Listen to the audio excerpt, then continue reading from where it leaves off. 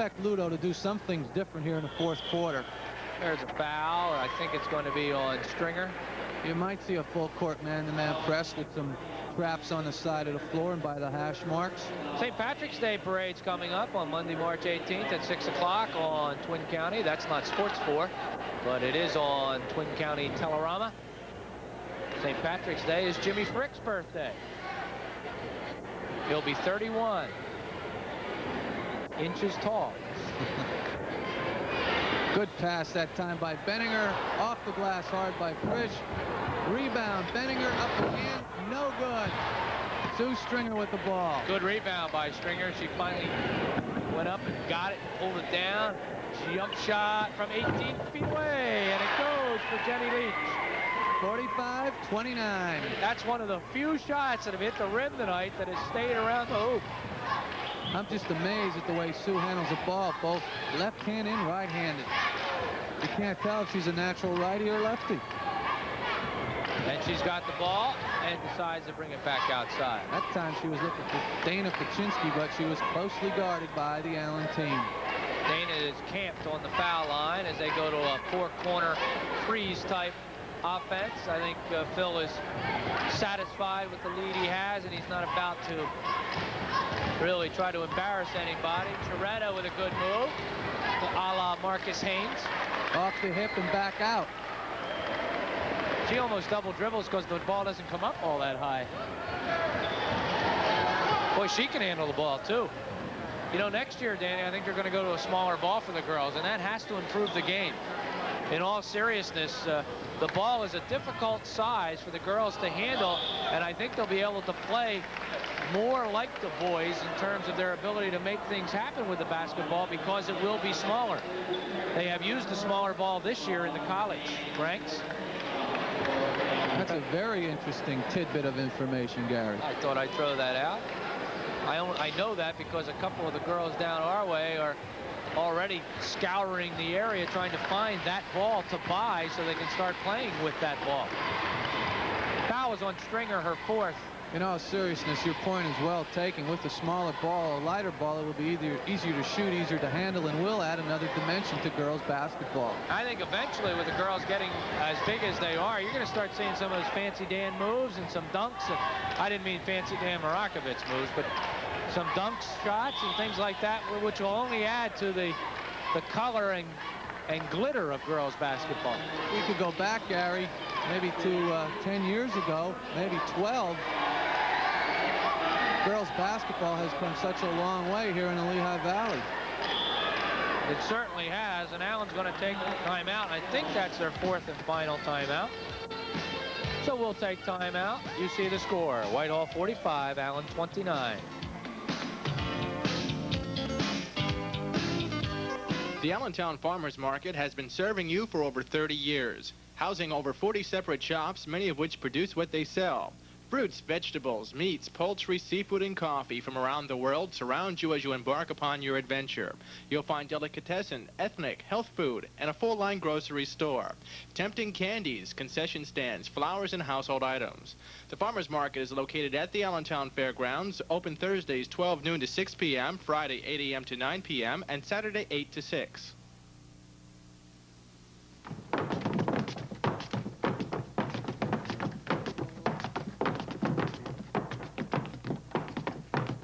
Twiggy. Yes, Tommy? I want you to take care of your lungs. Oh, why? So we can go on dancing forever. Oh, all right. Take care of your lungs. They're only human.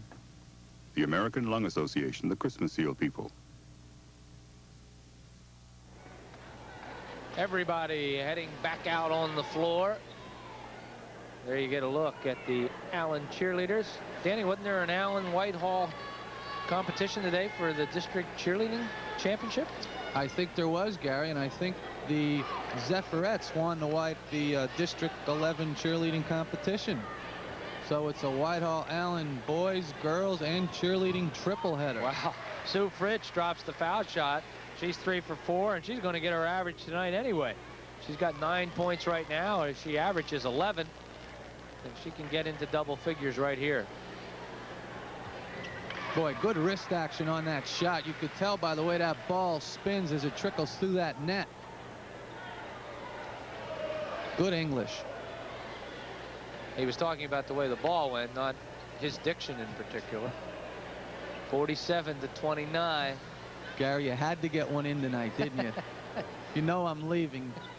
Danny's getting out of town. What do you? Oh, there's a nice play inside by Jen Leach. This Allen team certainly has not quit. 47-31, and there looks like a happy Dick Tracy. Dick Tracy with Mary, the Whitehall athletic director. And Sports 4 personality, lest we forget. The Nielsen's are in, by the way, on the Dan and Dick show. And they're high. Well, during sweeps month in February, they were up there. Right along with Dynasty. Here we got a foul. It's going to be called on Phylis Schneck, I believe. That's her third. Into the ball game, Marcie Berner.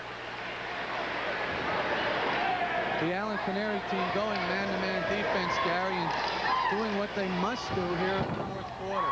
Foul shot won't drop for Egry, and that's about the only thing she's missed tonight. And we're going to get a jump ball.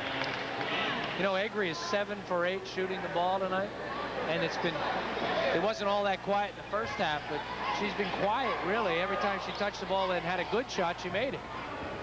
Good heads-up play that time by Dana Pieczynski. Saw that Whitehall would not control, double-tapped it, and hit an open Zephyret. We're inside of a minute and 40 seconds, down to 1:35. Clock is running. We will stay here and cover the award ceremony for you. Allen trying to double the ball here, trying to make things happen, but unfortunately there's just not enough time, and the overall effort of Whitehall is just too much tonight, Gary. We got a foul. This one's going to be on 3-1. That is Lori Stranzl, her first. Into the ball game is a Robin Girard, number 22, 5'7" junior.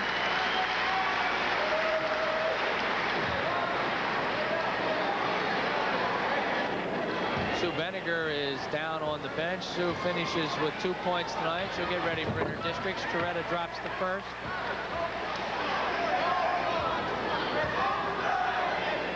I think Dana Pieczynski has also sat down. Dana will finish with 14 points tonight. Oh, Dana's still in there. Whitehall girls starting to show some emotion, Gary. There's a few high fives out there now. They can sense it. Tatum can't get it to fall. Fritsch is fouled. And the Allen fans wanted that foul to go against Sue because she did push off a little bit with her left hand as she was going down. Sue looks like she might be shaken up just a little bit. Churetta's in there. Pieczynski's in there. Fritsch is in there. 52 is Marcie Berner. And we hope that that is Robin Girard wearing 22. They got new uniforms, and the new numbers were not put in the program, nor were they issued prior to the ball game. We know we got most of them straight. Sue was up there shooting a 1-and-1. This will get her average. Nope, she can't make it. Approaching the 1 minute mark. Jane Tatum bringing the ball down the floor for the Czechs. We may be looking at next year's starting 5, Dan.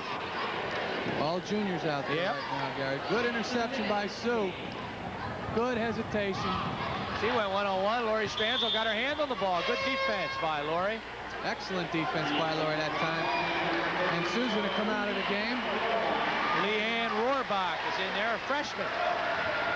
Sue Fritsch will leave with 10 points. Whitehall in a 3-2 zone at the 42-second mark of the fourth quarter, up by 18 points. 15 foot for Stranzl will not fall. Tap back in play to Pieczynski. 30 seconds to go.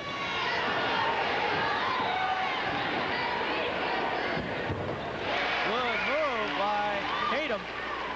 Jane has herself quite an offensive performance here tonight at Sabler. Another Tatum. interception by Tatum. We're going to get a foul on Pieczynski. we'll just remind you our sponsors tonight have been Roll Along, Keystone Dodge Light Milk, Doug Cooper's Auto Mall, Carnival Cruise Lines, The Money Store, Tom and Jerry's Auto Sales, Northeastern Bank, Valley Pizza, Peters Insurance, Mandarin Tang Restaurant, Whitwer Jones, Rummel Insurance Agency, and Rosenbluth Travel. We thank you very much for your sponsorship. Whitehall's going to call timeout here, and we'll stay right here and chat a little bit, Danny, about the second ball game coming up tonight. Everybody's talking about how Whitehall must play tough defense. Everyone's talking about how Allen must shoot very, very well tonight to overtake Whitehall, Gary. I think we also should take a look at the Allen defense and the Whitehall offense. But right now, we can listen to Phil. Throw the ball full court if you don't know what to do with it, all right? And I let them score without touching it. Let them score without touching it. On the 2-1-2 zone now, Marcie, you're going to take the point, okay? Robin, you take back under that side. Sam, you take that side. You take that side. Leanne, you take that side. Okay? 1-2-2 zone now. No foul. And let them score. All right? Dan, can you do all that in 15 seconds? Play a 1-2-2 zone. Play all that, and Phil, that's typical Phil Armstrong, though. He's always coaching. He'll coach right down to the last second. He's got girls there now who he wants to be able to play the game next year, and he wants them to be well aware of where they're supposed to be and what they're supposed to do. Danny Marakovitz's prediction for the second game will be coming up at the end of this ball game. We'll get a chance to chat a little bit more. Lori Stranzl gets a basket. Good job.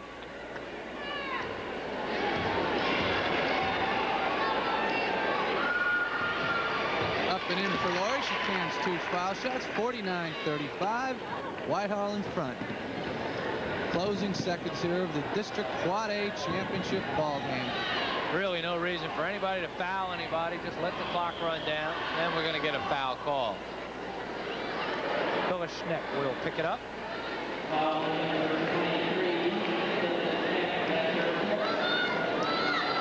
think that's Paula Radon will go to the line, a 5'4" sophomore. Number 14, she is there trying to get her name in the paper tomorrow. That's a familiar basketball name, Radon. Brian, I remember Brian. Brian, who went on to Florida Southern. Hank Sliders. Pride and joy. Pride and joy. Played for Hal Whistle. They supply Hank with all his clothing. He also got a beautiful watch from Florida Southern when they won the national championship.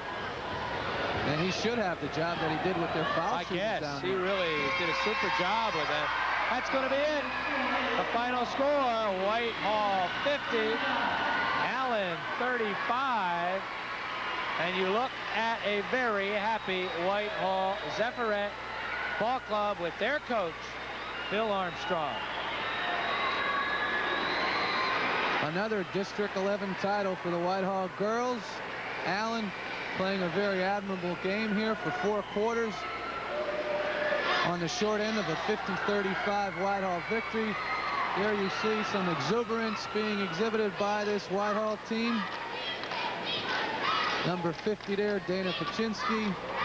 And in a very few short moments, we're going to have an award presentation and the District 11 trophy. And you'd think that after 24 straight victories, it would get to be kind of old hat, but obviously this one is a little bit special. Well, this is what every ball player in the Lehigh Valley dreams about, Gary. I think we possibly overlooked that because Whitehall's so methodical. I mean, they are champions. Let's listen to Robert Kern, the District 11 chairman.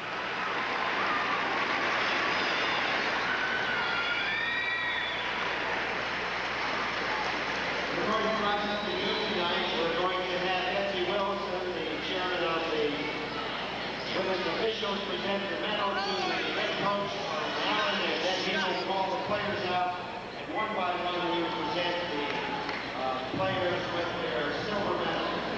So we'll have the coach now come out on the floor, and Mrs. Betsy Wilson will present the medal to the head coach.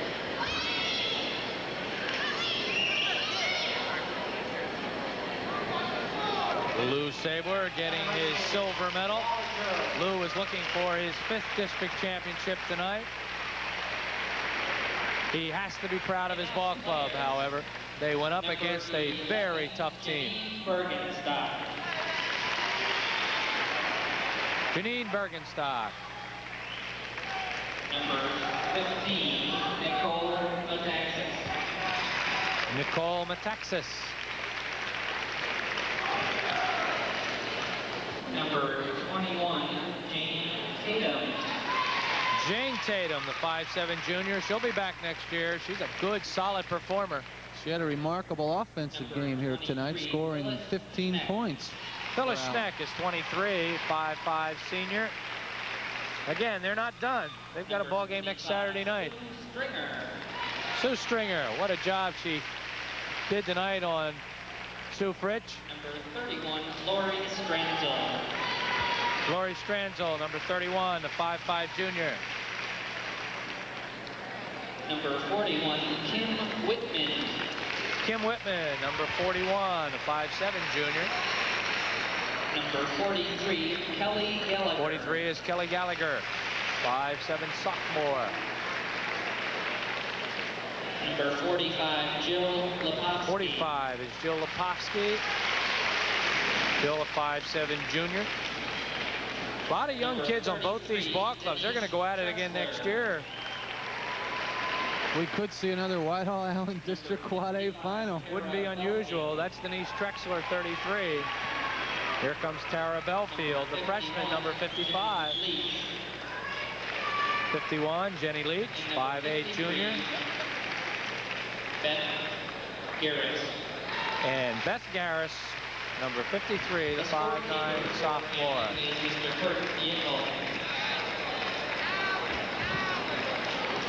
And I believe the scorekeeper will get a medal. And now we have the assistant coach. And the assistant coaches. For Ann Wenninger. Ann Wenninger.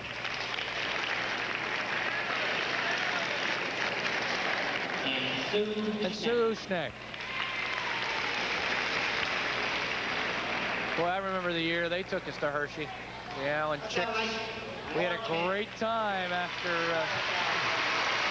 that big victory. A lot of celebrating in the motel rooms, Dan. You missed that one. I was back in college, Gary, when that was going on. Well, that's our biggest lie of the night. Now we go move over to award the gold medals to the Whitehall Zephyrettes and a happy head coach, Phil Armstrong, district championship number 3. Fabulous Phil Armstrong. He's a down-to-earth guy. He never changes. He's always straightforward with you, very honest up front. Always very accommodating to us. 52, Marcie Berner. Robin Girard. Robin Girard, 22. Robin is a junior. Gets a hug from Phil. Kathleen Hanosa, who is not suited up tonight due to injury. Kathy Hanasek, I believe that is, who's had a knee operation. She hasn't been in uniform since January. Samantha Hughes is 54. Samantha's a 6-foot junior. She's happy. Dan, did you used to hug your players like that? Paula Radon, number 14. Number 34, Leanne Rohrbach. 34, Leanne Rohrbach. Gary, touching is good positive reinforcement. I'll tell you, these are people that have gone through a lot together. When you spend this much time, there is a commitment to one another made by the coach and the team. Number 24, Gretchen Gutleber. 32 is Debbie Gombert. 24 is Gretchen Gutleber. Number 50, Dana 50. Dana Pieczynski, a 5'9" junior. She had 14 tonight. Number 40, Sue 40 is Sue Fritsch. 5'6" junior, East Penn Conference most valuable player. She is what Lou Sabler centered his whole defense around tonight. Here's the spark plug. Number 30, Chris Churetta. Oh! The only way to hug her is to pick her up. Sue Benninger, number 44. 5'7" senior. Gary always kidded me about my comment about being warm and the warmth down there on the floor, but you could see that Whitehall is successful in a winter, and there's a very warm feeling there between player and coach. Lisa Egry. Lisa, one of the seniors. Sue, one of the seniors. Those are the only two seniors on the ball club. That ingredient, by the way, Gary, must be there for success. Bill, of course, will have a very solid ball club to build upon next year, but he's still thinking inter-districts. We know that. He's going to play Tri-Chester, and guess where Phil was today? He was out watching Tri-Chester play basketball. Okay, my assistant coach is Chet Pieczynski. Here comes Chet Pieczynski. Not Dana's father. And John Churetta, that is Chris's father, I believe. And we couldn't do without our trainer, Doc Harlacher. And here he is, Doc Harlacher. Aunt Mary, he is really kicking tonight. Aunt Mary always watches our broadcast. The 4A championship trophy to the fine girls basketball team from Whitehall, the district champions for 84-85. Bill Armstrong and his third district championship. Here are the final stats tonight. Sue Stringer with 2, Jane Tatum 15, Jen Leach had 8, 2 for Phylis Schneck, 2 for Lori Stranzl, 6 for Janine Bergenstock. The Allen 35 points came on 12 field goals, 11 for 14 from the foul line. They go inter-districts against either Upper Dublin or Central Bucks West on Saturday night. They'll take a 19-5 record into the inter-districts. For Whitehall, Benninger with 2, Egry with 14, Fritsch with 10, Pieczynski 14, 9 for Churetta, and 1 for Paula Radon. The 50 Whitehall points on 19 field goals, 12 for 21 from the foul line. Whitehall will take a perfect 24-0 record in for the second time, 2 years in a row, into inter-districts. Danny, who's going to win the second ball game? Gary, Whitehall is going to have to go inside against Allen's man-to-man. They're going to have to go to Yankovi and Kriebel. I'm very, very sure that the Canaries will open man, and if Whitehall follows a game plan of inside play, the Zephyrs will come away with the victory. No very good reason to pick Whitehall. I just feel that Whitehall is going to control the game offensively and defensively and will be the Quad A champs. That doesn't mean you shouldn't watch. We know he's been wrong before. Danny, thanks a lot. We'll see you next week in Inter-Districts. You have been watching a live presentation of Sports 4 Television.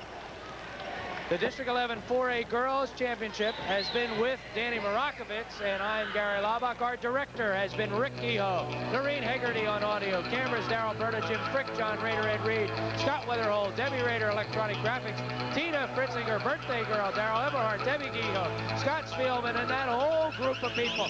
Thanks to the Homer Research Lab. We'll see you next time right here on Sports 4.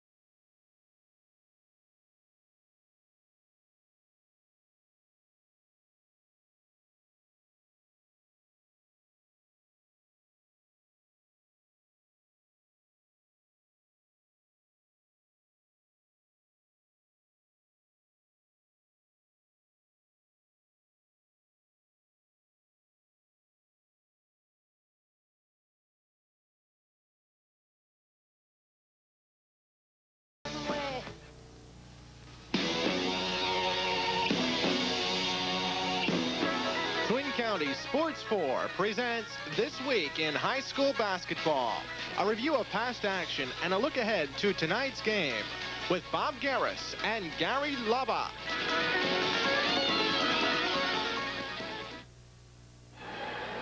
Okay, we're between games here at the 4A doubleheader at Sabler Arena, and of course we're pre-taping this. I'm talking with Bob Buckovitz, and Bobby, of course, was the coach here at Becker High, where we are at the moment. Also, Bobby was on the state championship team back in 1960, and was a leading scorer. And Bobby, what do you stand, about 5'7" or 5'8"? 5'8", not stretching it. Bobby, how many points you score? Let's get into that. 1480, I believe. 1,480. You believe it's probably on the wall somewhere. No, it's somewhere around there. That's pretty close. I'm really not sure. 77 or in between 77 and 80. Another pick for you gave me. Bobby, all week long, of course, Sports 4 has been covering the District 11 championships, and following our interview here between games, it'll be a big one, the 4A championship between the Allen Canaries and, of course, the Whitehall Zephyrs. And this week in basketball, last night, over at the AA consolation game, you and I talked a bit about some of the problems with basketball in the city of Bethlehem and what you thought should take place to improve things. Maybe we can just continue that just a little bit more. Well, like I said before, you know, you look at the two teams that are playing tonight, William Allen and Whitehall. Now, both those teams have been exceptionally good teams, an exceptionally rich tradition. William Allen has had it all the way down through the years. Whitehall had it for a while, lost it, and brought it back again. And you take a look at those teams, and I know many of the kids on the Allen team. I know Stevie Nycom, I know Jeff Vaughn, I know Lanzone, Andy Wesco. These kids make basketball a year-round thing. David Labar, I know, Jackie Lisicki. I know these kids because I work at a basketball camp, and these kids come to the basketball camp that I work at. And these kids, to them, basketball's a year-round thing. They play it all the time. They perfect their skills. They play against competition that is better than they are. The only way you can improve in this game is to play against people who are better than you. And I think those kids are going to a camp like the camp that I work at, and we bring in kids from Delaware, Maryland, Virginia, California every now and then. As a matter of fact, the Italian Federation 3 years ago sent 3 Italian kids to our camp. All of them were over 6'8". All 3 of them. They're great players. And these kids come to Washington, D.C. The kid that just played for Maryland today, Jeff Baxter, was at our camp. John Shoemate was a camper. Gary Brokaw was a camper. I could go on. And these kids from Allen and Whitehall attend this camp. Now we have a great North Jersey contingent. They're getting to play against kids who are inner city kids, who are kids who play basketball all the time. Consequently, they're going to perfect their skills, and they're going to be better, and they're going to do well in the context of the East Penn League because of that. Bobby, you mentioned the camp. Let's talk about it. Maybe we can recruit some kids. Maybe they'd like to come over. What is the camp? It's Lehigh Valley Basketball Camp. It's been in operation for, I believe, 17 years. The director is Ted Zawacki, who is now the head coach of Union High School in Union, New Jersey. He was past assistant at Delaware. Also, you remember, head basketball coach at Moravian College. The camp is located in Center Valley, Allentown College of St. Francis. So if anyone out there wants information, just call Bob Buckovitz over here at Becker High, and he'll fill you in on it. Of course, the other camp that we talk about, Dick Tracy is involved with the camp here, the Big Five, with Hal Grossman, and they run that with Raleigh Massimino, and a lot of the local coaches get involved. They run that out at Vantage Point. That's another great camp. To make a point about that, many of those kids, I know Jeff Vaughn, I know Stevie Nycom and those kids, I know that they go to both camps. They don't only, and you know, it's quite expensive. I know a lot of the kids from the inner city work their way to camp. You know, they work to get enough money so they can go to camp, because camps are expensive nowadays.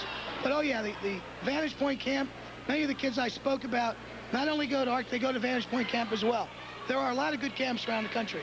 kids should go to camp if they are interested in perfecting their skills. Bobby, you talked about tough competition at these camps, kids coming in from Jersey, from Philly, from Baltimore, wherever, to play against each other, because they know that they have to play against tough competition. It's simple as that. In recent years, Stan Sutphin is one of them, John Dunmoyer another, Tracy another, when he's coach over at Whitehall. In the beginning of the season, they tried to book some of those very tough teams. Well, the idea, once again, is get ready for what's going on right now, and the best way to get ready, if you don't have to be concerned about your record in preseason play, is to go out and play the best, because you can only get better. Now, there's the other philosophy. If you're the mediocre team or the team on the fence, you play those teams and you get busted, you have a tendency to lose some confidence. It can work both ways. I think if you have a polished veteran team, I think it's a good idea. The young, inexperienced team, I think, would be a good idea to maybe split your schedule where you can play those teams you know you can compete with, and then go out and get one or two tough ones to see how you hold up against that pressure. But to go out and say play, if you're an inexperienced team but a good team, and go out and play, say, 6 top-notch ball clubs, you could come out of there shell-shocked and never recover. You get hammered. Exactly. Bobby, following our talk here, again, we mentioned it's going to be Allen Whitehall. Let's talk about our predictions in that ball game. How do you think it's going to go? Well, it's totally two different styles of basketball.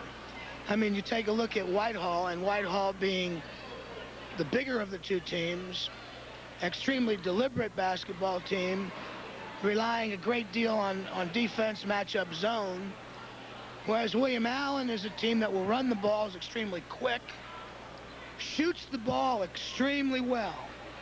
However, there are people who say that if you live by the jump shot, you die by the jump shot.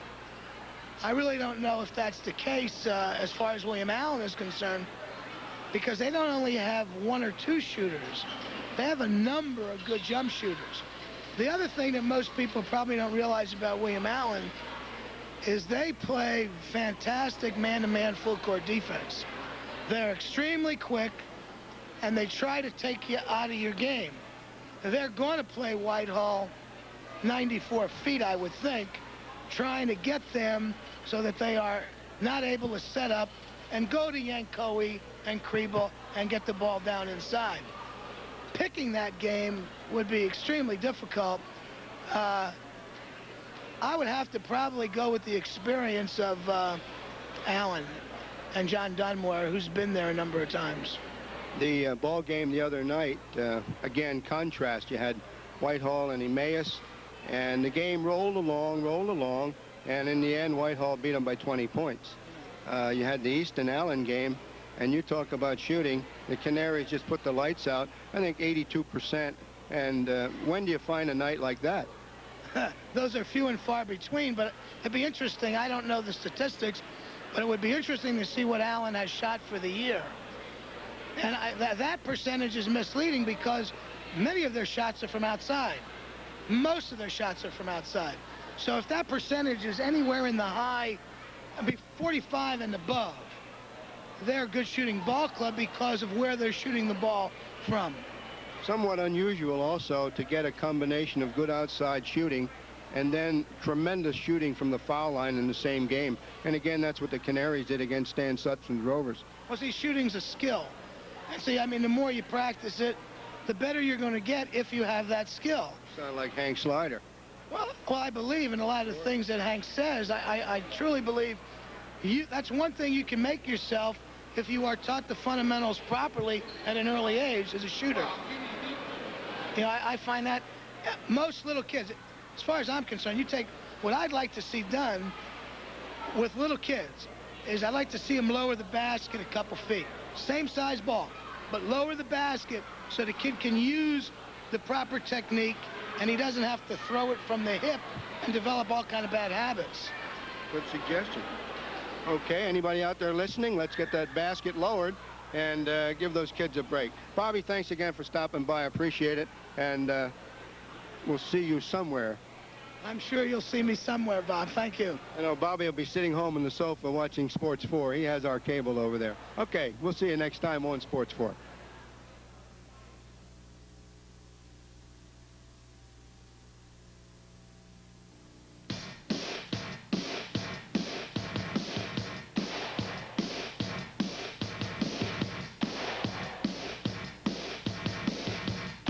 Twin Counties Sports 4 presents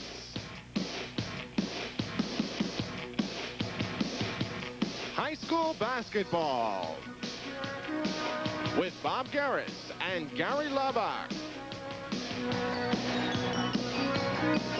Featuring games from the East Penn Conference, Colonial League, and Centennial League.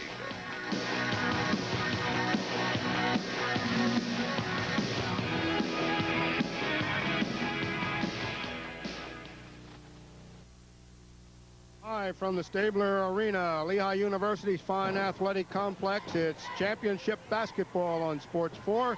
Tonight, the 4A boys finals, Whitehall and Allen. And before we get to that ball game, we're going down courtside with Gary Laubach and Phil Armstrong, the coach of the Whitehall Zephyrettes, victorious over Allen tonight for their championship title, 50-35. Gary?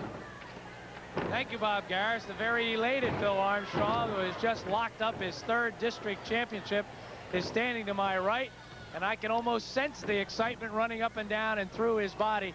Just a great win tonight for you, Phil.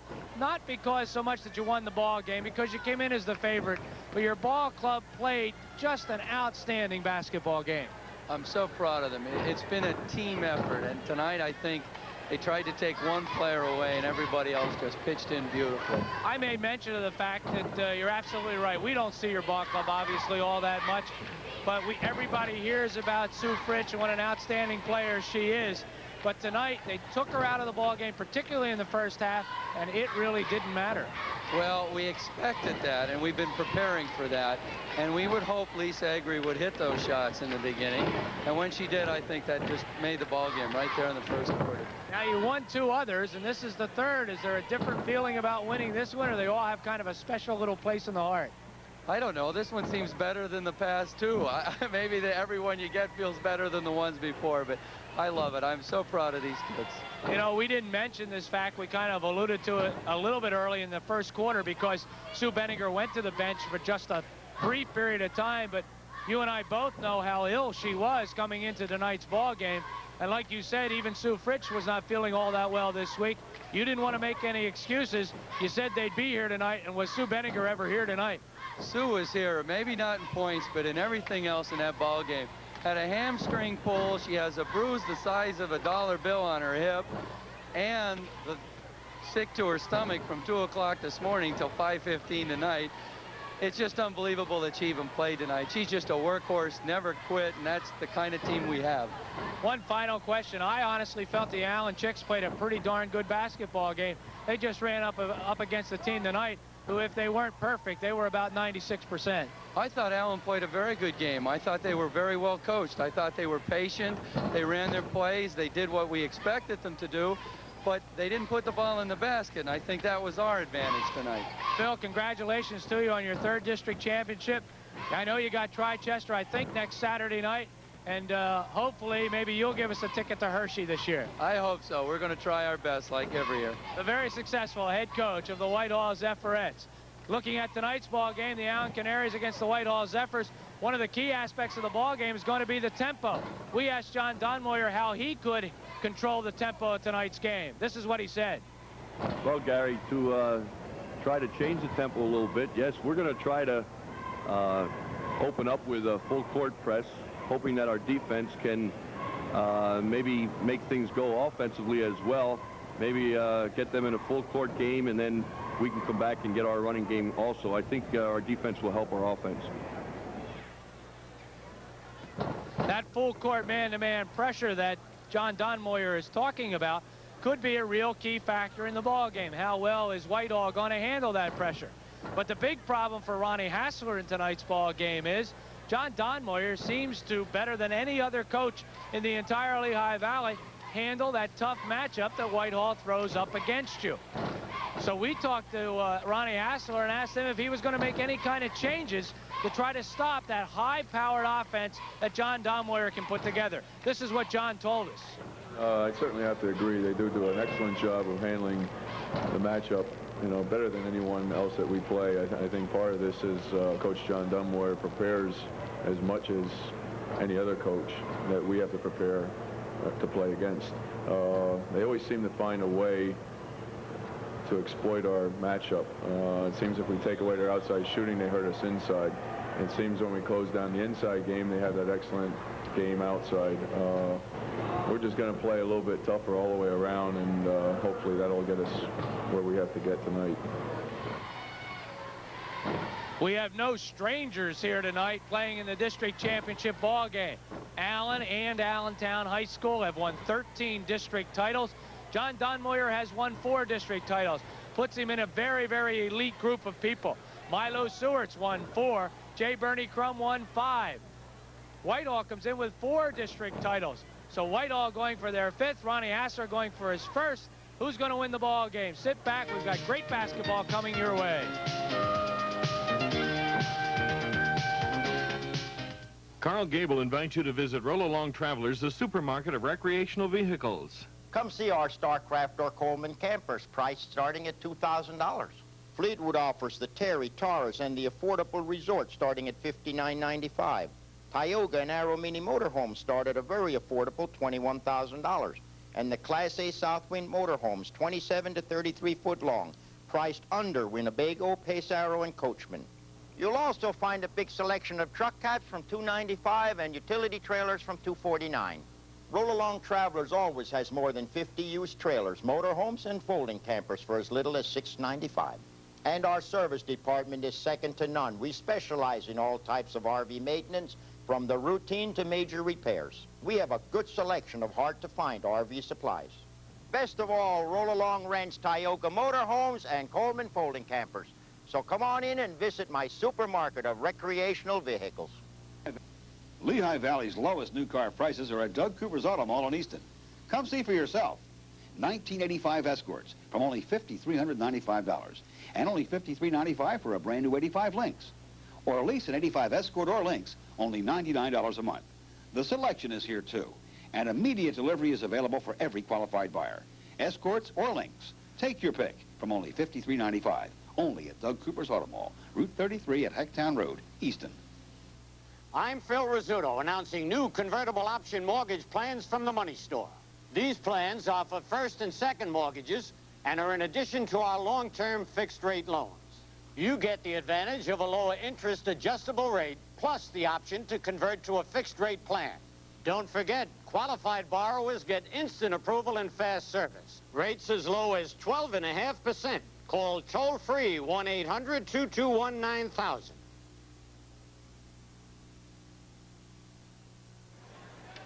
Okay, welcome back to Sabler Arena, and we are live and in color in Sports 4, and we're about ready for the introductions of the teams.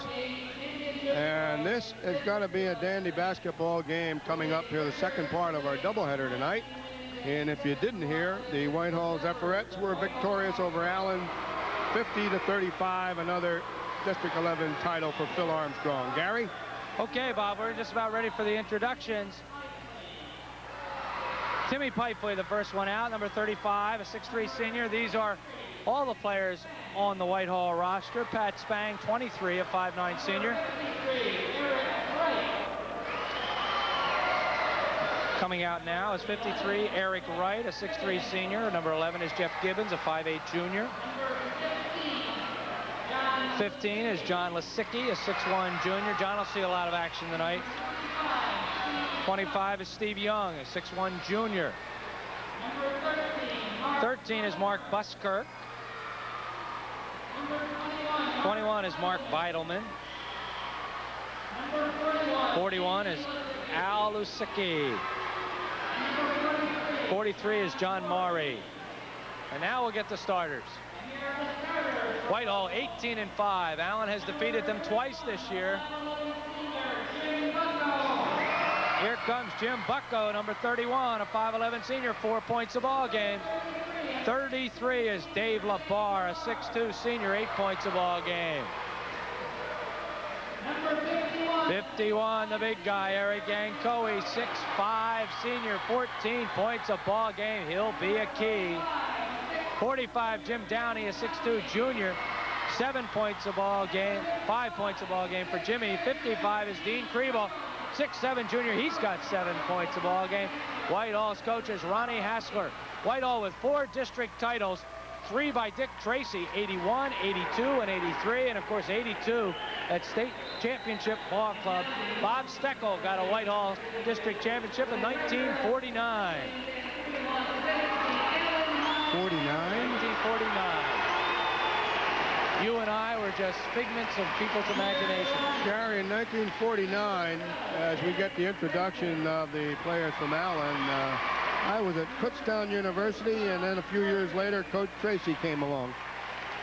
That's all right. Bobby Carson is 22, a 6-foot senior.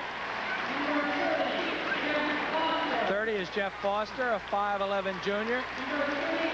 34 is Teddy Screed, a 6-foot senior. 44 is Tim Dahlberg, a 6-foot senior. 50 is Todd Doster. 54 is Sean Erie. Dennis Census is out there. Dennis Fritchman is out there. Here comes Denny now. 24. 10, Dan Fritchman. 40, Kevin Warren.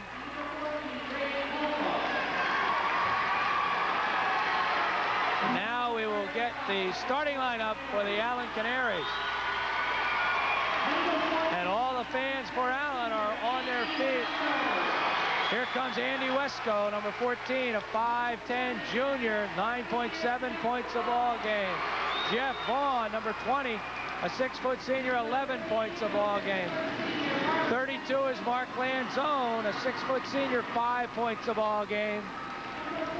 42 is Steve Nycom, all everything, 6'2 senior, 17 points a ball game. And Darrell Belfield, number 52, the 6-foot senior, 10 points a ball game. You talk about tradition, Allen has 13 district titles, 13 of them. The only coaches with more district titles than John Donboyer are Bernie Crum with 5 and Huey McGeehan of Hazleton with 7. John can get his 5th tonight if he wins. Milo Stewart's, as we said, has 4, and Dickie Schmidt of Deerhoff won 4 in a row. That's not too bad. Yeah, look at the crowd, and it's a big one here at Stabler. We have about 5,000 in here. Our officials are Denton Lackintosh and Herbie Welsh. And Bob, no matter how many games we cover this week, the District 11 Class 4A boys game seems to be just something a little bit special. And for that, we bring out that guy who announces in just a little bit special way. Here's the guy who's been doing this ball game, I guess, for about the last 11 years. Here's Bob Gehris. Thanks a lot, Gary Laubach. A doubleheader for me. Brought home 1 champion this afternoon at Pottsville with the Catasauqua Rough Riders winning the AA title. We're going to have another champion right here in 4A. It is Zephyr basketball. Again, already the quickness of Allen gets that tap. And Stevie missed the shot from the corner. And Belfield rebounds, and it will not go. The foul before the shot. It's on Dave LaBar, his first, team's first. In fact, they should be kind of happy they got that foul. Would have been an easy basket by Belfield. Let's look at it again. Nycom will take the shot out of the corner. You'll see the rebound by Nycom. He's going to get that one blocked, and then Belfield gets fouled. And no shot on it. And the shot from the corner. Oh, Danny Wesco, number 1. It's 2-0 Canaries. If that net would have been a little wider, it wouldn't even have hit that. At the outset, I didn't have time to say Zephyr and Allen basketball. Now the Zephyrs in the dark or in the maroon and gold. And it is Allen on the defense, the ball on the floor, and an injury. He may have caught an elbow in the eye, Bob, and that would be a tremendous loss for Whitehall. Eric either caught it in the eye or maybe the nose, and If it's in the nose, he'll probably be back. That just smarts a little bit. Doc Harlacher is out there. And Aunt Mary, there is the doc looking in and checking things out. I think it's right below the right eye. Well, Eric took quite a shot, and while the doc's taking care of him, tonight's sponsors: Roll Along Travel Trailers, Keystone Dodge, Light Milk, Doug Cooper's Auto Mall, Carnival Cruise Line, The Money Store, Tom and Jerry's Auto Sales, Northeastern Bank, Valley Pizza, and Peters Insurance. Also, Mandarin Tang Restaurant, the Whitworth Jones Organization, Fine Clothing, of course, Rummel Agency, that's Freddie, our boy over in Whitehall, and Rosenbluth Travel, and Eric Yankoe still being administered to. Eric's going to get up. We'll get another look at it. The interesting aspect about this, Bob, as it appears as if Eric will be all right. Let's see if we can see what happened to him. Is that nobody's too sure who's going to get the ball. I think he just caught a hand in the eye. In the eye. And there goes Eric, and he might sit out a little bit here. So we'll get an early substitution for the Whitehall Zephyrs. It's going to be number 35, Tim Pipely, the 6'3" senior, who will be in there. I'm not sure who's going to get the basketball. I guess it should go to Allen if there was no foul. Well, it's going to Whitehall. Maybe Eric had control of the ball, and the official just stopped play. I think he called an injury timeout, Gary. Okay, that's Jimmy Bucko's 31. LeVar is 33. 45 is Jim Downing. Grable still in there, and drive to the basket. It's a field goal for Downing, and it's 2-2. 7 minutes to go in the ball game. First quarter. That's a man-to-man that Allen's putting up there. Whitehall in their 2-2-1 pressure zone. Drop back into the matchup. And a little bumping inside with Kriebel and Mark Lanzone. Long shot doesn't go. Good snaring rebound by Nycom. Came out of nowhere. Turnaround jumper bouncing, and it is not going to go. Zephyr ball. Well, Allen comes out firing like they did the other night against the Easton Red Rovers. And we'll say it again. There, Andy Wesco tried a little of that Petey Carrill belly-to-belly defense as he picked up Jimmy Bucko coming across the center line. LeVar with the ball. Looks inside to Kriebel. Turnaround baseline. Got it! Dean will get very busy knowing that Eric Yankoe is sitting on the bench. That time Dean wanted the basketball. When he got it, he turned around and hit the jump shot. 4-2. And there's 6 minutes left in the first quarter. 4A championship game, District 11. Jeff Vaughn with the ball outside with Westall. He drives, the walk is called. First turnover against the Canaries. In the Allentown School District Tournament, Whitehall lost to Allen because Allen played such a great perimeter game. In the ball game over at Whitehall, the first East Penn Conference ball game of the year, Allen won that ball game by working the ball inside to Belfield in particular. And tonight, Bob, the key will be if Whitehall can sort of stop both the inside and outside game somehow. Gary, an update on the injury to Eric Yankoe. It appears he has no vision in his right eye, and it's questionable if he'll come back in the ball game. Time will tell. Be a tremendous loss to Whitehall. Kriebel missed it, and the rebound, it's missed. The tap is not. Kriebel got that rebound shot up and in. It's 6-2. Dean Kriebel. And I'll tell you, Gary Laubach, they have a fast clock going here. We got 3 minutes going by already in that first quarter. The pace of this ball game will be quick all night long. Going to be the Whitehall ball. Off of Belfield. Bob, I can't believe the crowd that's in here tonight. Remember, there are only 2 schools playing here, Whitehall and Allen, the girls and the boys. And this place is not packed, but it's close. Jimmy Bucko gets it across. On the go is Downey. Holds up. Brings it back out to Bucko. Now he'll set the play. LeVar cuts through the baseline. Bucko follows. Gets it in off the glass. Jimmy just wanted a clear out on the left side, and he went to work, and he got it down there and put it on the glass. Dave LeVar just a couple slow steps through there. Everybody went with him, and Jimmy followed him in. Looked like a convoy. Quickly inside the Belfield, out to Vaughn. He likes it, top of the circle, bounces, comes off, and Kriebel has the rebound. Kriebel's just playing great since Yankovi has gone to the bench. And Bucko gets that one in. Driving off the glass with the field goal. Nykum says, let's call timeout for the Canaries. It's 10-2. We'll be back.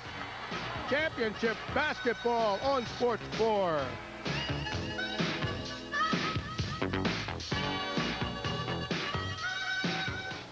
Hi, I'm Dave Peters, and I'd like to offer you my services in solving your automobile, fire, life, farm, and business insurance needs. I have 28 years experience, and I'm a graduate of the Chartered Property and Casualty Underwriter course of study. My advice today, look for a better buy. Please give me a call, and I will make every effort to provide you with a better buy for your insurance dollar. Keystone Dodge is Vanland. Yes, Vanland. Keystone Dodge has more vans in stock at any time than any other dealership. Vans with captain's chairs, TVs, bars, refrigerators, every option you can think of. And vans for just plain work. Here in Vanland, you'll find a van you can use and want. Remember, Keystone Dodge is Northeast Pennsylvania's #1 Dodge dealership, and price is the reason. Keystone Dodge, Lehigh Street at Route 309, Allentown. Okay, welcome back to Stabler Arena, and you can see what's happening to Eric Yankovi. We had a look at it while we were away. It is puffed up. It is not closed, however, and I would expect Eric will be back in the ball game. Bob, what is amazing to me is that what happened to that controlled Whitehall offense. They're coming down and running right at the Allen Canaries. Well, and you would expect it from the Canaries and really not from Whitehall, but that's exactly what they're doing. And that great driving layup by Jimmy Bucko made it 10-2. So it's a different ball game, but now outside the long shot from Jeff Vaughn, it's 10-4. Allen will certainly get their act together. That's why John called timeout. But Whitehall has had a great psychological start. And Vaughn with a little push there picks up the foul, the first one on the Canaries, first one in the ball game. This is by far, Bob, the biggest crowd we've had in doing any of the ball games we've had here this week. Well, we mentioned at the outset somewhere better than 5,000 they think are in here at Stabler. And the Whitehall fans wanted a foul on Vaughn there. Reaching in on Bucko. Laubach drives, hands it off. Kriebel in the lane. He gets it. That was an interesting series. The Whitehall fans felt there was a foul coming up the floor. The Allen fans thought Kriebel walked before he shot. None of that matters. Kriebel got the deuce. And it's 12-4. We have 3:07 to go in the quarter. Vaughn again. In and out. That time the tap up and the whistle. Fouls on Nykum. First one on Steve Nykum. Second team foul on the Canaries. Nykum with his first foul, as Bob said. Nobody. Lanzone, you see, had the shot, decided not to take it. That's about 20 feet away, and there you saw the foul by Nykum. Back to the live action. Bucko with it. Brings it up against Vaughn again. I tell you, Vaughn's all over Bucko. Jimmy holds, gives it to Laubach. Out to Kriebel. What a game he's played so far. 2:48 to go in the quarter. Laubach's first shot off the front of the rim. Rebound. It doesn't go. The tap is alive and taken by Nykum.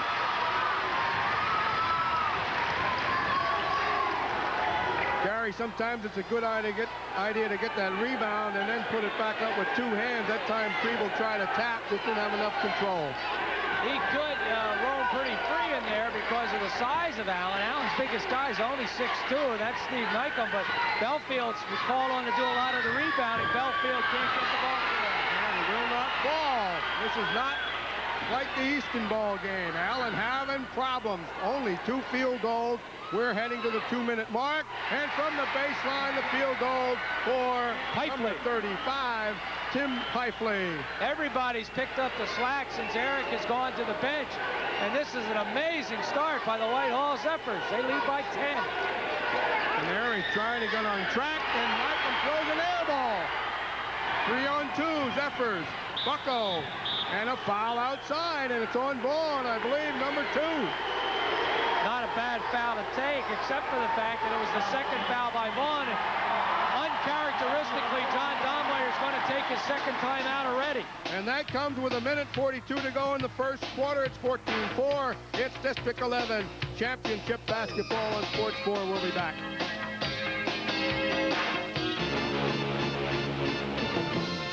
If you've ever cruised on any of Carnival's fun ships, you know why they're the most popular ships in the world. And now we've packed all this fun into our new 3- and 4-night cruises from Miami to the Bahamas on the fun ship Carnival, featuring a full day at sea. And one low price covers just about everything. Get aboard. Now the biggest ship to the Bahamas is your best vacation value. See your travel agent and sail away on the fun ship. Hey, everybody. Steve Carlton's about to speak. Hi, and I do have something important to talk about. Oh, terrific. Well, what is it, Steve? Light milk. Oh, he's going to talk about milk. Hey, not just milk, light milk. Oh. From Lehigh Valley Farms. It's 99% fat-free. Yeah, but how's it taste? Great. It's got the rich, refreshing taste of whole milk and all the nutrition without all the calories. Great pitch, Steve. Take it from Lefty. Keep it light. Okay, we're back at Sabler, and the Whitehall cheerleaders have something to cheer about. Here's that foul, Gary. This is the one on Vaughn. If he doesn't commit that foul, it's an easy layup. So not a bad foul to take, except for the fact that Jeff has picked up 2. John Donmoyer has used 2 timeouts. That's all you're allowed in the first half. There's Eric Yankoe. And we may see him before the halftime break. The bar, 15-footer, yeah! He just lost his man on a turnaround dribble. It's 16-4 Whitehall. I am thinking, I think maybe we might see the zone, except for the fact that Whitehall would hold the ball, Bob. That's right. That's why. Nytham in the lane. He's got it. That breaks the drought. The first field goal for Steve Nytham, and it's 16-6. I said it the other night in the ball game that they played against Emmaus. You can't let Whitehall get ahead of you, because then they can dictate about 5 different things that they like to do. And Pifley, his second field goal off the bench. 18-6. Meanwhile, Eric Yankoe back on the bench, and Doc Harlacher plying the ice, trying to keep the swelling down. They like Eric back in there, but at the moment, Gary, they haven't missed him. Well, Ronnie doesn't even have to look down to the bench yet, because they're doing a great job without him. Kriebel with a steal. Right over the top, took it away from Mark Lanzone. We have 35 seconds to go. The Zephyrs are going to slow it down now and go for 1. 4 corners is the call. Vaughn tries to steal it. And the foul on Lanzone. His first, team's 4th. LeBar went over to the bench to talk to his head coach and get the play they want to run. And they have 26 seconds to work with here in the first quarter from Sabler Arena. It's 18-6. The Whitehall Zephyrs in front of the Canaries from Allen.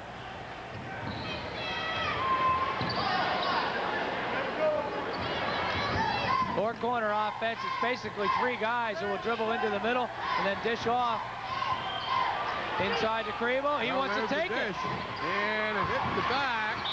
And we're going to get a foul with 2 seconds to go. Pifley commits the first, team second. And the Canaries have the entire court to negotiate here with 2 seconds. This will be a pass and a throw. The pass. Well, they won't even get the throw. That's a little late. Okay, after 1 quarter, it's Whitehall 18, Allen 6. We'll be back with District 11 championship basketball.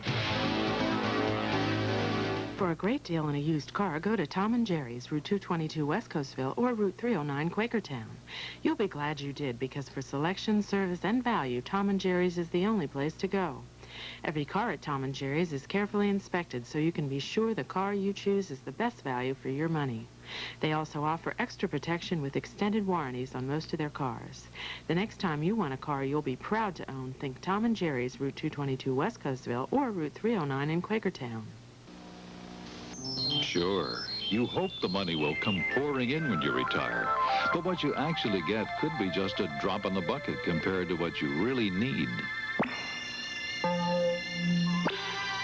So to guarantee your cash flow, see one of Northeastern Bank's trained IRA consultants about an individual retirement account. A Northeastern IRA will fill your retirement with financial security and more. Okay, we're back at Sabler, and again, another look at Eric Yankowie. This is not boxing, folks. No, but he's got himself a shiner. Wow. Bob, in that first quarter, if you would have told me there was going to be 18 points scored by a team, I would have said, yeah, Allen is capable of scoring that many points. Whitehall hold things down. But Whitehall has the 18. They're 9 for 14 shooting the basketball for 64%. Allen is 3 for 10, 30% shooting the ball. That is unbelievable. Far cry from 80. I guess. And the Zephyrs get the tap as we're underway in the second quarter. And Gary, you score differently than I do. And I look on the side of the Allen score on my paper here. I only see those 3 X's. It looks like a mistake. It certainly doesn't look like your typical Allen ball club. And I also feel they will pull it together. That is just not a good first quarter. They came out, I think, thinking they could shoot exactly like they did against Easton, and the ball wasn't falling because they were seeing a heck of a lot more defense. And another interesting sidelight, Eric Yankowie went out with that eye injury, and Tim Pipely came in unexpectedly off the bench. He has 2 big baskets. And instead of their shoulders sagging, they said, let's go and get it. Inside. He's going to have 3. Ronnie Hassler doing some directing. 20-6, Whitehall. The Whitehall token pressure back into the match. And now back to the matchup zone, and the Allen Canaries trying to get on track. Starting a little 3-man weave. Todd Doster in there gets the ball, almost lost it, and he did lose it. Todd really got bumped in there, and they were looking for a foul. No foul was called, and from the bump, he did commit the walk. I think John Lisicki's going to come into the lineup for Whitehall.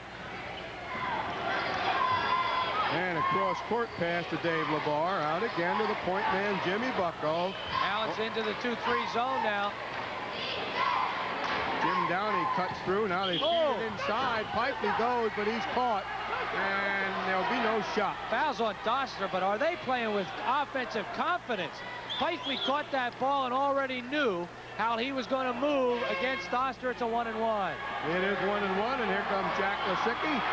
And Jimmy Bucko gets a breather with 6:30 to go in the half, but it's 1-1 at the line for Tim Pipely. Lisicki was a starter most of the season, but Ronnie Hassler says, I like the way he plays now when he comes off the bench.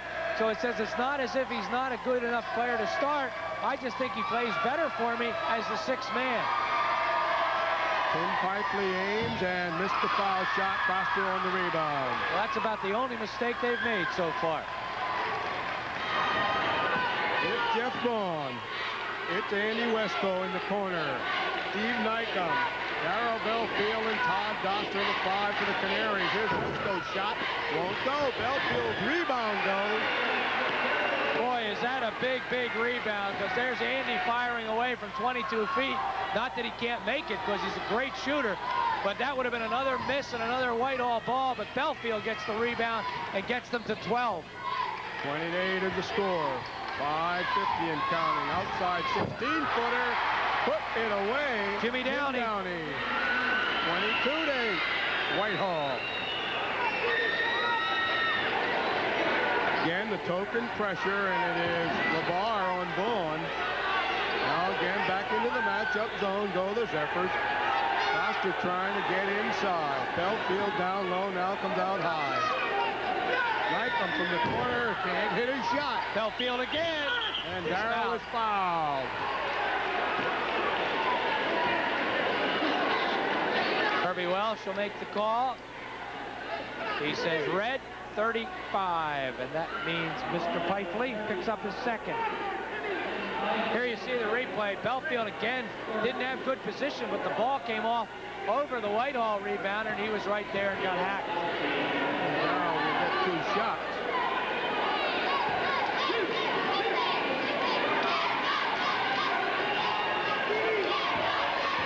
And Darrell Belfield, a fine year of basketball with Allen, gets the foul shot. First foul made in the ball game. Farrell with 3 points. Allen starts 4 seniors and a junior. Whitehall, Downey's a junior, and Kriebel is a junior. Misicki's also a junior. And the rebound to Whitehall on the missed shot. A lot of pressure now by Allen. And it's heavy pressure. Laubach gets it across. And a little bump there, and no harm, no foul. Don't ask the Whitehall fans if there was no harm. They know there was a foul. Jack Misicki shovels in the lane. Look out, Pifley had it blocked. Nicum. Andy Wesco quickly into the front court. We have 4 minutes and 50 seconds to go in the half. The bounce pass, Belfield is hit. I'll tell you what, Mr. Belfield has decided to get Allen back in this ball game by himself. He has put on the blue collar and has gone to work, and he just picked up the 3rd foul on Tim Pifley. Whitehall is going to talk about it. And it's the first timeout called by Whitehall, leading 22-9. We'll be right back with championship basketball. Whitworth Jones Company at 923 Hamilton Mall in Allentown is proud to offer you a wide selection of sports equipment. They are truly professionals in sports with over 50 years experience, serving the Lehigh Valley with quality brands of equipment for any season. From team sports, fishing supplies, clothing, or shoes, they have it. They are also authorized Phillies ticket agents. Remember, whatever your sport, simply go to Whitworth Jones on the Hamilton Mall, the Valley's #1 sports store, for satisfaction and quality at a good price. Valley Pizza is more than just a pizza shop. It's a family restaurant that knows the way to your family's heart. Most of our food is prepared in our kitchen with only the best ingredients. We make good food fast so that all our meals are made especially for you for that homemade quality. Carmine, so what do you think? Route 145 in Walnutport and Route 309 in Orfield. What makes us nice is our quality and price. Okay, we're back here live at Sabler Arena. And Gary, when you look at the scoreboard, there have been times in our career of covering basketball, sometimes lights and bulbs are burned out on those scoreboards, and you look over there and you see a 9 there, you think there's got to be a mistake on the Allen side. Especially after 11 minutes of basketball, but they're starting to show signs of life, and this young man getting the ball right here has been the liveliest. He has played a great last 2 minutes, and he looks like he's about ready to make some things happen. Well, he could have really made it happen, but he now has missed 2 fouls in a row. So Darrell 1 for 3 from the line, and he throws that one up and gets it. He has 4 points at 22-10. Whitehall, the full court pressure. Goes to Laubach. He'll take it across on the dribble. Boy, Dave had Pifley wide open for a 2-on-1 break, and I'm just not sure if he felt he could get it through the passing lane. Misicki shoots and scores with his first shot. It's 24-10. Boy, they are making the most aggressive offensive moves I've seen them make in a long time. Harold Belfield's shot bounces in and out. And here comes Misicki again. 3-on-2. Stolen by Belfield in the lane. Great defense by Darrell. Belfield working both ends. Nicum, good pass. Oh, Doster got fouled. Nobody called it. And the ball bounced right into the hands of Dave Laubach. We have 4 minutes to go in the first half. Todd really got shoved as he was ready to catch the basketball. There was no call. Jim Downey had an idea, passed it off. 3-ball, it bounces, and Doster has the rebound. High off of the rim. Whitehall has had many opportunities to increase this lead, and they haven't done it. Nicum from out of the stadium, and a foul on the inside against Doster, pushing, I believe. It is against Doster, his 2nd foul. So the goal will count for Nicum. And then we'll go and shoot 1-and-1. And that's what's going to happen. It's 24-12. But the Zephyrs will be at the line. I think Todd was just a little frustrated that he didn't get a couple calls, and he came down and did a push of his own, and as is often the case, Bob, the guy who shoves back is the guy who gets the foul call. And Jim Bucko back into the lineup for Whitehall. Somebody has to shoot the foul. Dean Kriebel will do it. And the clock shows 3 minutes and 40 seconds. And again, if you haven't heard, the Catasauqua Rough Riders defeated Penn Argyl this afternoon up at March Hall in Pottsville, 68-60, to win the AA District 11 championship. And Gary, that's the first one, I think, since 64. That's Larry Miller time. 63 and 64 they won. In fact, they beat us at Wilson in 63 to win it. Bob, that is the first, I believe, district championship by a team with a losing record.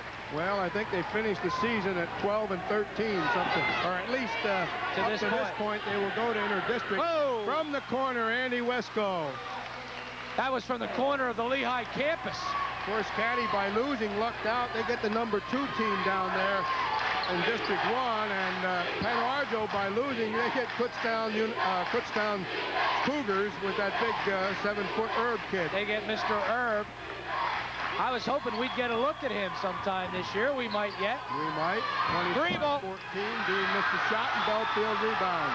Oh, the Canaries holding them off a little bit. We're under the 3 minutes. Whitehall did not take advantage of some of those opportunities to build that up to a huge lead. And now Allen is creeping back. Here's Nycom in and out. Kriebel with the ball off the rim again. And again it's to Jack Lisicki and back to Bucko. 25-14. That's the right score, folks. Whitehall leading. It's been a great pace for a ball game. It's been action all the way. Dave LeBar, his second field goal, and it's 27-14. Jeff Vaughn on the roll, dribble, looks for Belfield, but keeps the ball. Bounces in the lane to Foster, and he walks. Bob, if somebody would have said to me that as Yankoe, I think it may be coming back in, not quite yet, but he's moved up to closer to the coach. If somebody would have said it was going to be 27-14, Whitehall, I would have said, then Yankoe had himself a great first half. Yankoe hasn't even been in there. He got nailed real early, and they've done it all without the big guy. Well, he's up on the chair now. He's getting closer to Ron Hassler.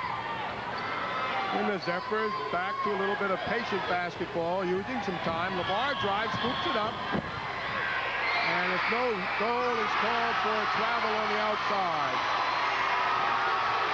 I think with Eric, what they said is go up and sit next to Coach Hassler, and they figured if his eye worked, he'd find him.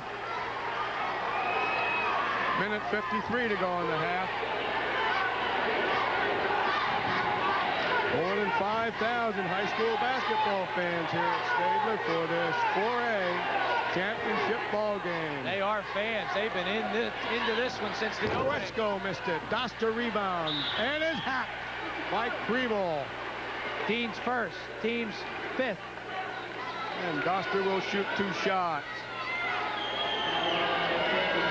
Timmy Tepes over here giving us some moral support as we look at the rebound. Watch the long bomb by Andy. And then Doster will get good position right there. And boom, he is hammered. Oh, look at John Dunmore back to the line. Doster missed it.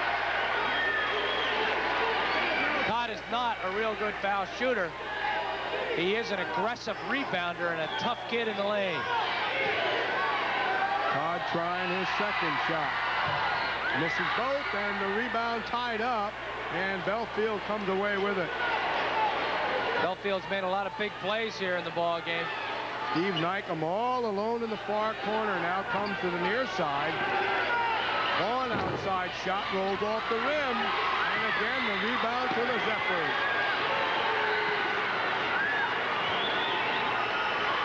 And the Whitehall fans across the way in the lower deck, they're going crazy. Last night we talked about the Northern Lehigh Ball Club living by the jump shot and continuing to live by the jump shot. So far in the first half, the adage is truer. You live by the jump shot, sometimes you die by it, and at the moment Allen is not hitting the long outside jumper, and that's why they trail by 13. And it'll be interesting to hear the shooting statistic.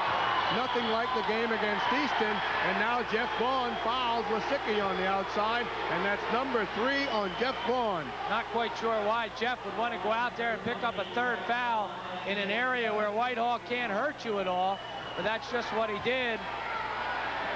Lanzone will be checking in, and Vaughn will sit down with 42 seconds remaining in the first half. At the line, Jack Lisicki. I think another thing, I think the Whitehall matchup, Bob, as the foul shot is missed by Downey. That was Lisicki, I'm sorry. It, Gary. I think the Whitehall matchup has forced Allen to be just about a step further away. And the jump shot is just a little bit harder to hit. Andy Westco takes the ball in the forecourt and stolen away by quick-handed Jimmy Bucko. Great anticipation by Bucko. He went right out there and smelled that passing lane and grabbed the basketball. Whitehall get last shot now, unless they're fouled. Bucko has it. Tried to go trap him, couldn't do it. LeBar now on the side court. Jim Downey standing pat in the corner. Outside to Lisicki. Kriebel, high post. LeBar drives. High off the glass, no goal. Nykum with it. And if that goes, look out. It does not, and we have a halftime score of Whitehall 27, Allen 14. We'll take a break here. It's District 11 Championship Basketball on Sports 4. Gable invites you to visit Roll Along Travelers, the supermarket of recreational vehicles. Come see our Starcraft or Coleman campers, priced starting at $2,000. Fleetwood offers the Terry, Taurus, and the affordable resort starting at $59.95. Tioga and Arrow Mini motorhomes start at a very affordable $21,000. And the Class A Southwind motorhomes, 27 to 33 foot long, priced under Winnebago, Pace Arrow, and Coachman. You'll also find a big selection of truck cabs from $295 and utility trailers from $249. Roll Along Travelers always has more than 50 used trailers, motorhomes, and folding campers for as little as $695.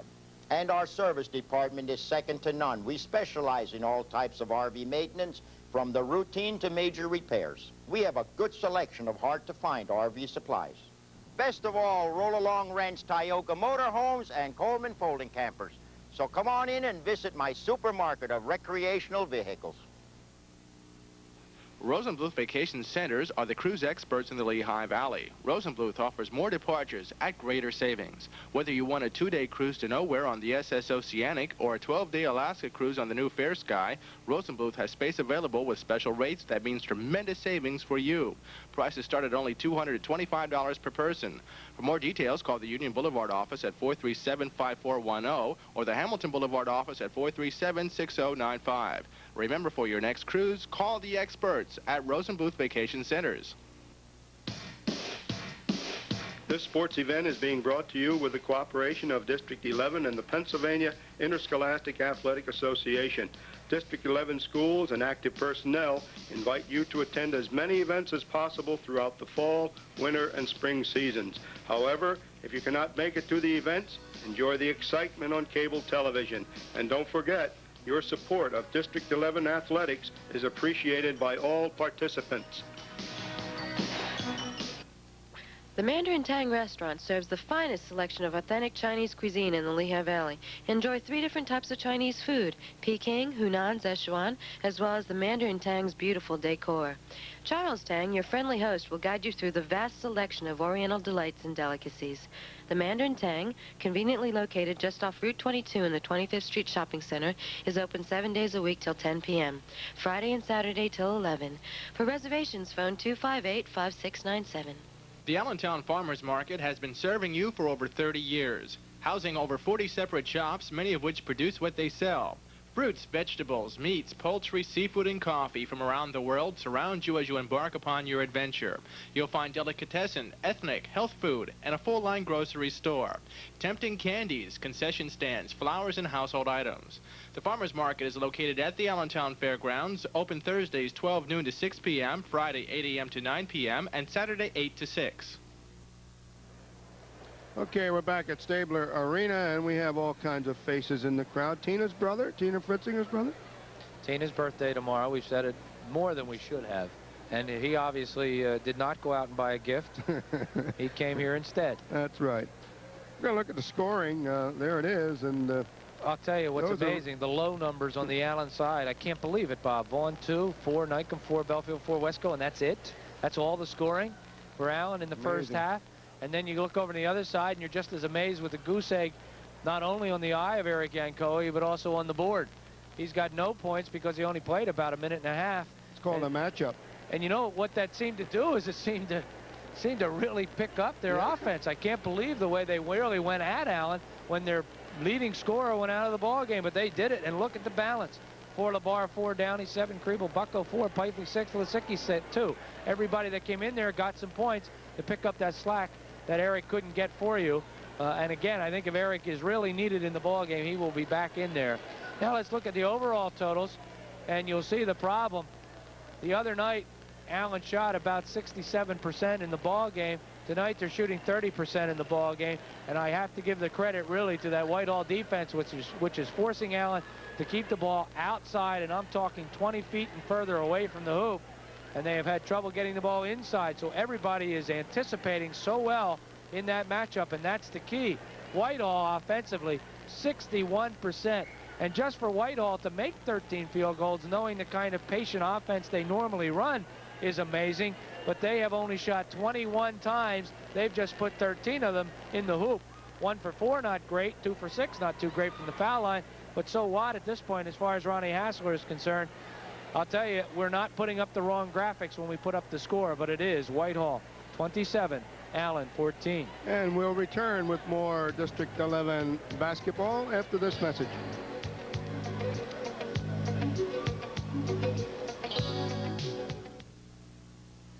Are you tired of paying high auto insurance premiums because of someone else's accidents? We at the Rummel Agency in Whitehall feel that safe drivers should not be penalized due to the poor driver. We have a new Good Driver plan available, which could mean lower premiums for you. Why not call us today at 264-4531 for a free premium quotation? As always, there is no obligation. Located at 2106 South 1st Avenue in Whitehall, the Rummel Agency is close by to see that your claim is handled properly and that you get the most for your insurance dollar. For a great deal on a used car, go to Tom and Jerry's, Route 222 West Coastville, or Route 309 Quakertown. You'll be glad you did, because for selection, service, and value, Tom and Jerry's is the only place to go. Every car at Tom and Jerry's is carefully inspected so you can be sure the car you choose is the best value for your money. They also offer extra protection with extended warranties on most of their cars. The next time you want a car you'll be proud to own, think Tom and Jerry's, Route 222 West Coastville, or Route 309 in Quakertown. All right, we're back at Sabler, and up in the middle there, one of our grip guys down there. Dad's keeping an eye on him, make sure he has the hat on right tonight. This has become like a family Isn't affair. it amazing? Bob, we're going to take a look here now at probably the most amazing shot we've ever had on Sports 4. This one took place in the Easton Allen basketball game. 34 seconds to go in the first period. J.R. Thatcher, let's listen. Wesco has no right being in there. Comes up with the rebound end to end. Oh, great play, and Easton can't get it to fall. Ransom couldn't get it up on the glass. Allen has 20 seconds to work with. I think we'll see him go for one.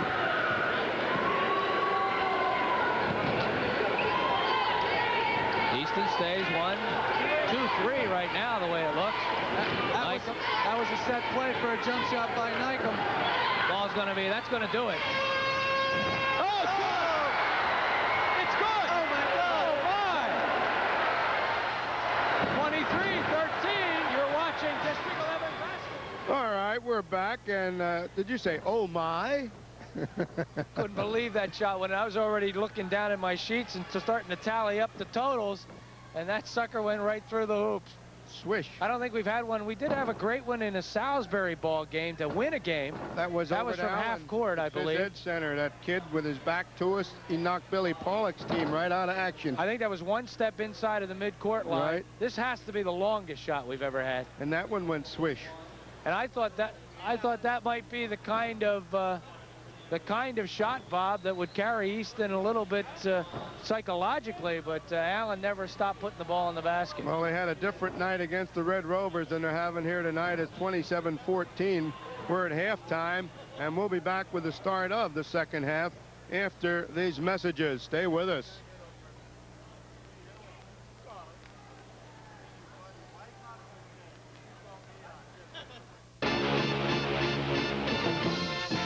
you've ever cruised on any of Carnival's fun ships, you know why they're the most popular ships in the world.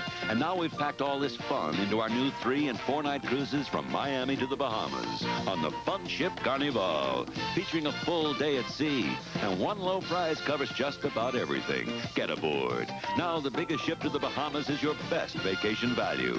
See your travel agent and sail away on the fun ship.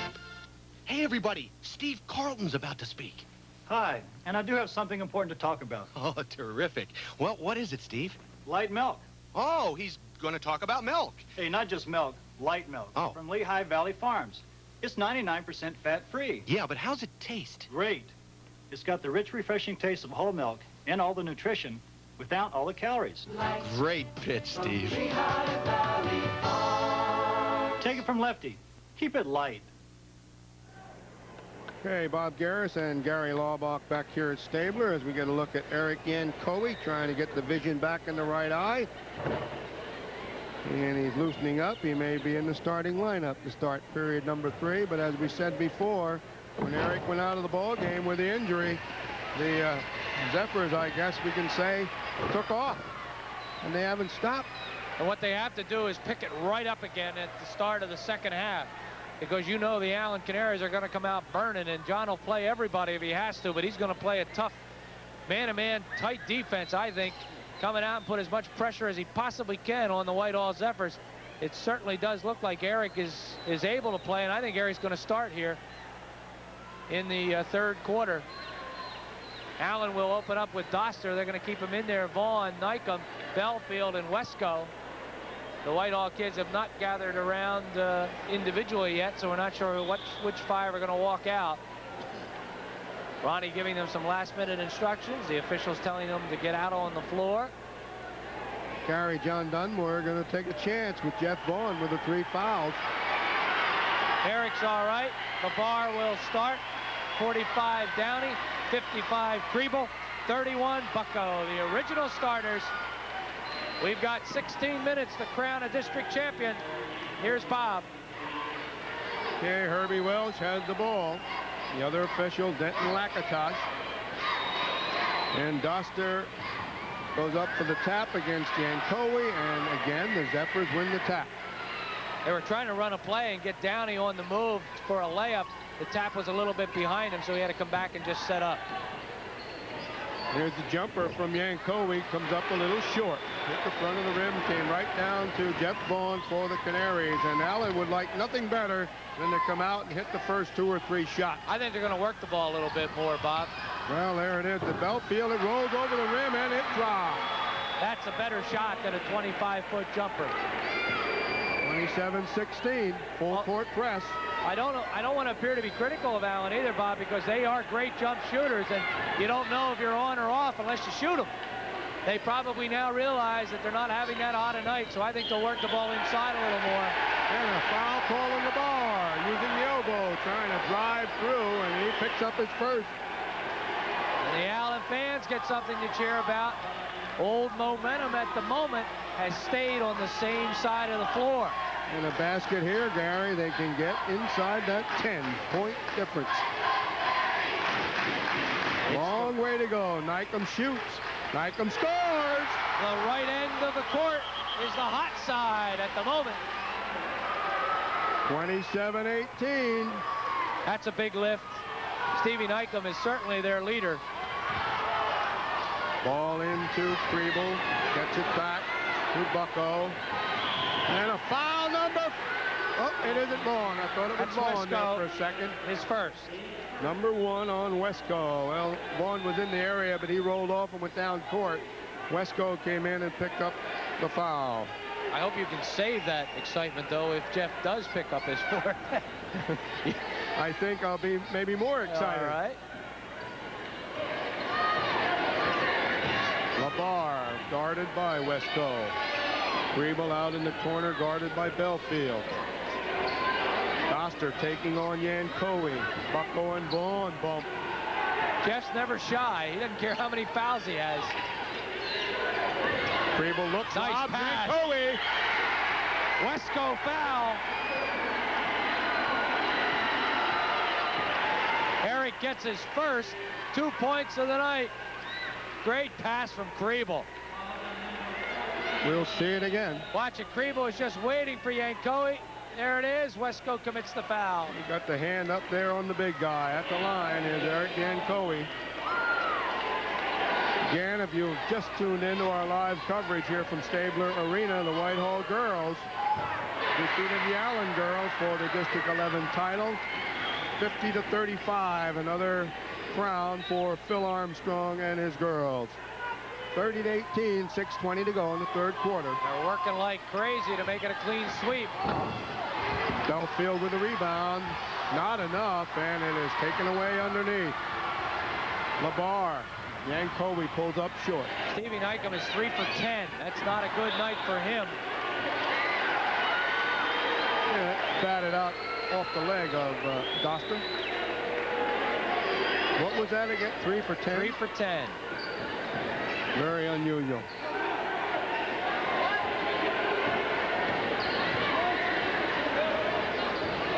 Jim Bucko at almost half court, and Vaughn reaches in, and there it is. They scored.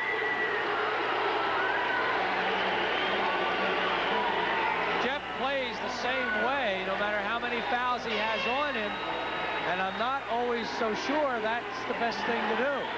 And Jeff Vaughn, with 5:52 left in the third quarter, will sit down, and he'll be there for a while, replaced in the lineup by Mark Lanzone for the Canaries. Whitehall that time went to their double-low stack offense. They're going to stay with it right now against the man-to-man. Kriebel goes high. Down he shoots, and no-go. Tap up by Labar. Comes off the rim. Oh, that would have been a big basket for Dave Labar. He was standing there all by himself and got a good hand on the ball to tap it back up. It just wouldn't fall. And Gary, there's a situation again where it might have been better to take it to the floor and put it back up because he was open. Great defense. You're right, Bob. Great defense by Kriebel because he had nobody around him. Of course, you don't always know that when you're in midair. That's right. The lob to Yankoe. Eric has it over the top and fouled by Belfield. And Eric is going crazy with that slapping. Well, we know one thing, his vision's back. High fives, low fives, mid fives. We'll look at it again, same play. It simply worked the perimeter on the side, get it to Kriebel right there, get it to Yankoe right there, same result, and a foul. And we're back at the foul line. It's 32-18. John Domwayer's going to get a little beef in the lineup. Sean Erie's coming in. Yankoe missed the foul shot. And a steal by Labar. And that's not going to go. A walk is called on Labar. Dave's not sure exactly what he did, but he turned it over nevertheless. Erie in the lineup wears number 54 for Allen. We're under the 5-minute mark in the third quarter. Darrell's going to get a short chat with John Domweier, and I think he'll be right back in there. What John's talking to Darrell Belfield about is defense. He's going to talk to him a little bit about how he has to probably stay in front of Yankoe, but that's a tough job. He's 6'5", Yankoe, and Darrell's only 6 feet tall. Lanzone has a screen there and didn't get it to the hoop. 32-18 is our score. We have 4 minutes and 35 seconds to go. And the drive, and it's missed by Bucko. The rebound thrown up, and it will be Zephyr basketball. Ronnie not real pleased with that particular choice and shot. Belfield right back in. Replaces Steve Nykum. Boy, when have you seen him go to the bench? I think John's going to, he can't call another timeout, so he's going to have a timeout just by bringing his ball players to the bench for a few minutes. Not a few minutes, a few seconds. You know Steve Nykum's not going to sit there very long. That's for sure. And Kriebel outside. Lanzone goes for this block, can't get it. Blocked by Doster. It's blocked. Labar takes it in. What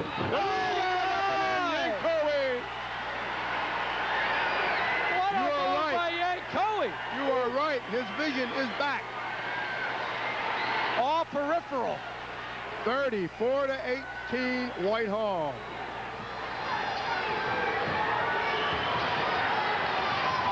As the song would say, at the moment, there ain't no stopping us now.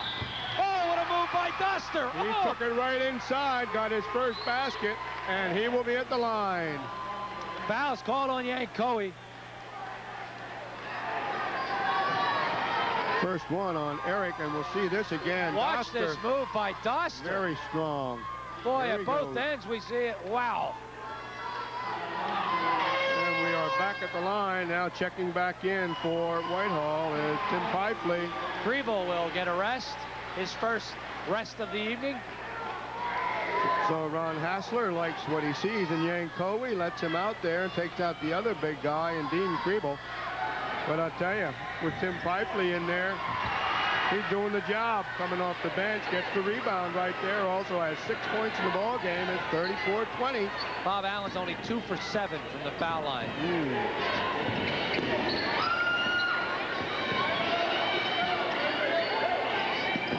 Man, that ball, a little change of mind by Jimmy Bucko halfway through that pass. That was Gary. a telegraph that you couldn't call back. Now the bounce in the lane underneath the Doster. Great pass from Belfield. 34-22. They're coming back, Robert. Again, the pressure's broken. Dave LeBar, 3-on-2. Drops it off. The drive and an offensive foul on Pipely. That hurts. Tim's fourth. And Eric Yankoe says we want timeout. Whitehall calls timeout. 3:03 to go in the third quarter with a 34-22 lead. We'll be back with more District 11 championship basketball.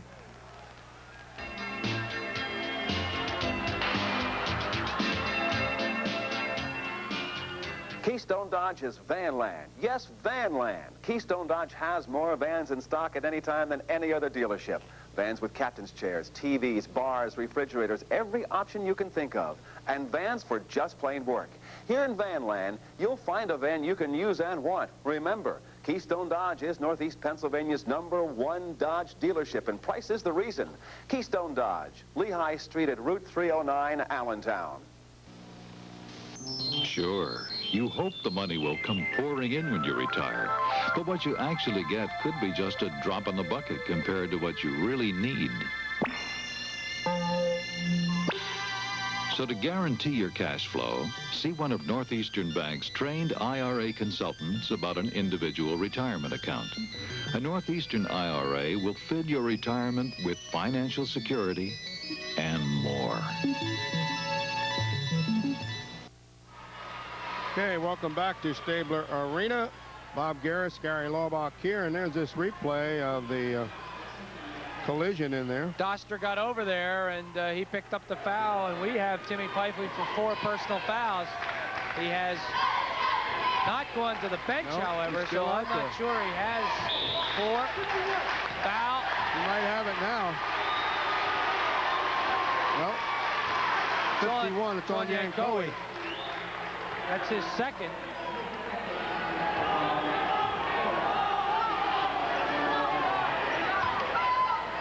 So the Canaries will inbound. Lanzone has the ball.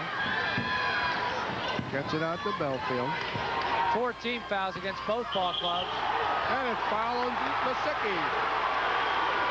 That was a tough call against Jack because Lanzone kind of put his head down. Looked like he may have lunged forward with his shoulder. The foul is on Lisicky, and we are in the 1-and-1. And that comes with 2:49 remaining. Ronnie was very upset as you get a look at him at the offensive foul called on Pipely. Both teams have 2 timeouts left. Ian Allen has 4 misses from the foul line. They have made 2, the Canaries have, and now they've made 3. 3 for 8. 3 for 8. First point in the ball game for Mark Lanzone, but he can make this one and cut the lead to 10 points. The one thing he is usually not called upon to do is score, and he plays his role very well. Doster gets the ball and up and in. It's 9-point difference. This is as close as Allen has been since early in the first period. Canaries are scrapping all over the court. Applying the pressure. Little bump outside Wesco. Lisicki has the ball. I think it's important for Whitehall psychologically to lead by at least 9 or 10 points at the end of this quarter. We'll wait for the call. It could be on Doster. Let's It's on see. Land's No, it's zone, on Land's zone. We'll wait and see to make sure. You're right. His second. And now both teams are in the 1-1 as Dave Laubach checks back into the lineup, replacing Tim Pipely. So it's 1-1 for Jimmy Bucko. Jimmy has 4 points in the ball game.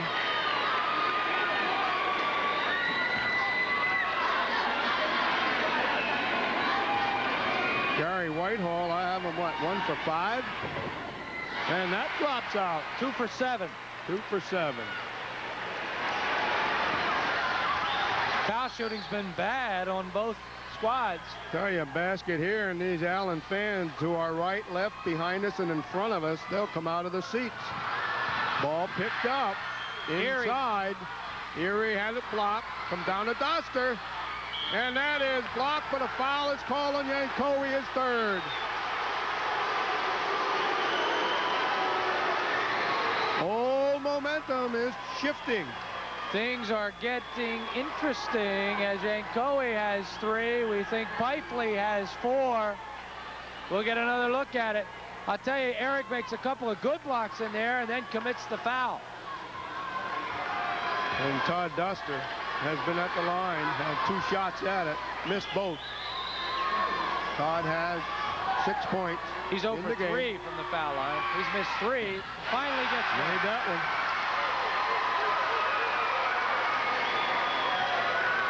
Four for 10, Allen, 40% from the line. Todd can get the lead cut down to 7 points. He doesn't do it. The rebound alive and over the top. A foul on Erie, his first. And we'll go the other way and shoot. That's what's critical. The 1-and-1s can make your game. The 1-and-1s can kill you if you don't get that first one. Well, this lead has slowly dissipated. It is an 8-point lead, and I'll just repeat it. I think Whitehall psychologically has to be up by around 10 at the end of this quarter. Eric Yankowie can get 2 back. That's the first one. So a big guy has a good touch from the foul line. Usually. For Lanzone. Steve sat a little longer than I thought he would, but he's back in there. He'll be fresh now. Minute and 56 left in the third quarter, and Grebel's coming in. Well, he won't make it now. Yankowie got both foul shots.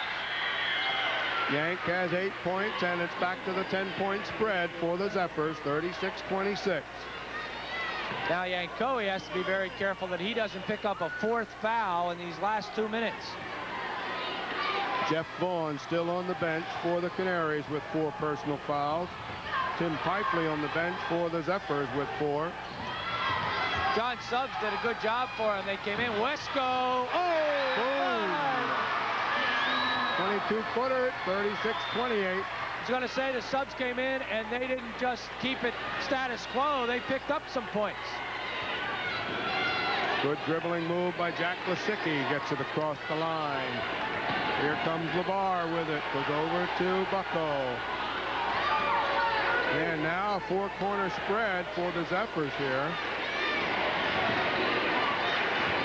Trying to open up the middle to drive through. Bucko takes it out to the center and bodied a little bit by Belfield. A long time to hold the ball for a shot without making a mistake.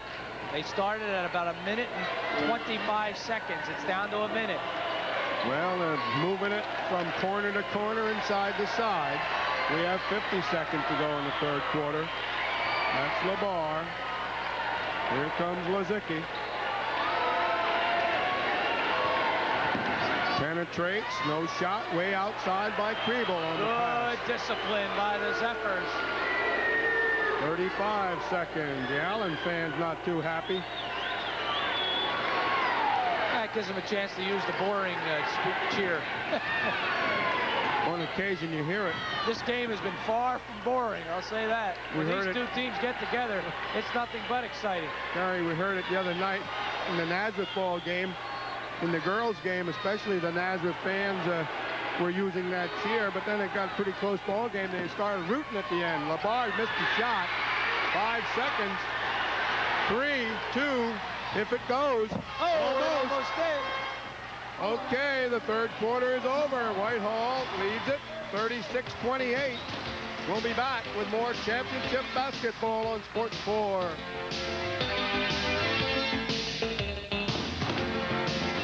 I'm Phil Rizzuto, announcing new convertible option mortgage plans from the Money Store. These plans offer first and second mortgages and are in addition to our long-term fixed-rate loans. You get the advantage of a lower interest adjustable rate, plus the option to convert to a fixed-rate plan. Don't forget, qualified borrowers get instant approval and fast service. Rates as low as 12.5%. Call toll-free 1-800-221-9000. Lehigh Valley's lowest new car prices are at Doug Cooper's Auto Mall in Easton. Come see for yourself. 1985 Escorts from only $5,395 and only $5,395 for a brand new 85 Lynx. Or lease an 85 Escort or Lynx, only $99 a month. The selection is here too, and immediate delivery is available for every qualified buyer. Escorts or Lynx, take your pick from only $5,395, only at Doug Cooper's Auto Mall, Route 33 at Hecktown Road, Easton. All right, we're back at Sabler, about ready to go in the fourth quarter, and down in the van, our young lady down there. I'm going to spread her age all over the place. You gave it to me the other night, Gary. So Tina Fritzinger, young guys out there, is going to be 25. A big hand for both ball clubs. That time, Allen in the third quarter outscored Whitehall by a 14-9 score. Shooting Allen 12 for 30 for 40%. Whitehall 16 for 29 for 55%. I thought they were cheering Tina's birthday. No way. There's no big event there, Bob. Your birthday's a big event. It's a happening. When you make it from year to year to year, that's a big event. All right, we have 8 minutes of excitement. Off the top, Laubach hit 38-28. All right, they didn't have the 10-point lead when they went to the sidelines, but they've got it now. Allen's got to go to work to get back. And that goes off of Doster. Dean Kriebel just kept slapping at the ball. It bounced up, came off Doster, and the Zephyrs get it on the turnover. And it was a good call, Bob. In fact, it's been a very well officiated ball game. There's been some pushing and shoving that's been let go, but it's been let go consistently at both ends of the floor. Benton Lakatosh and Herbie Welsh on this championship game. Jeff Vaughn's going to come back in. Inside. What a block! Well, it is blocked by Erie. Woo! Sean went up. Jeff Vaughn checks into the ball game with 7:25 remaining. Out goes Todd Doster. And he deserves a big hand. He played real well. On the inbounds play, Laubach looking, throws it way outside to Jim Downey. And he gives it to Bucko. May have been a foul there by Wesco. It doesn't go. The tap. Kriebel. Couldn't do it. Out the Vaughn on the fast break. Jeff pulls up. And we have 7 minutes remaining in the ball game. 38-28, Whitehall. Allen can't let too many opportunities go by without getting points. Steve is 3 for 11. Jimmy Bucko bounces it, and Jimmy Bucko is steamrollered by Nycomb. He had to feel like a book on a bookshelf. A couple of bookends nailed him. He was imprinted. Allen's going to call their third timeout. And it comes with 6:45 to play. 10-point difference. There's the score. We'll be back with more championship basketball.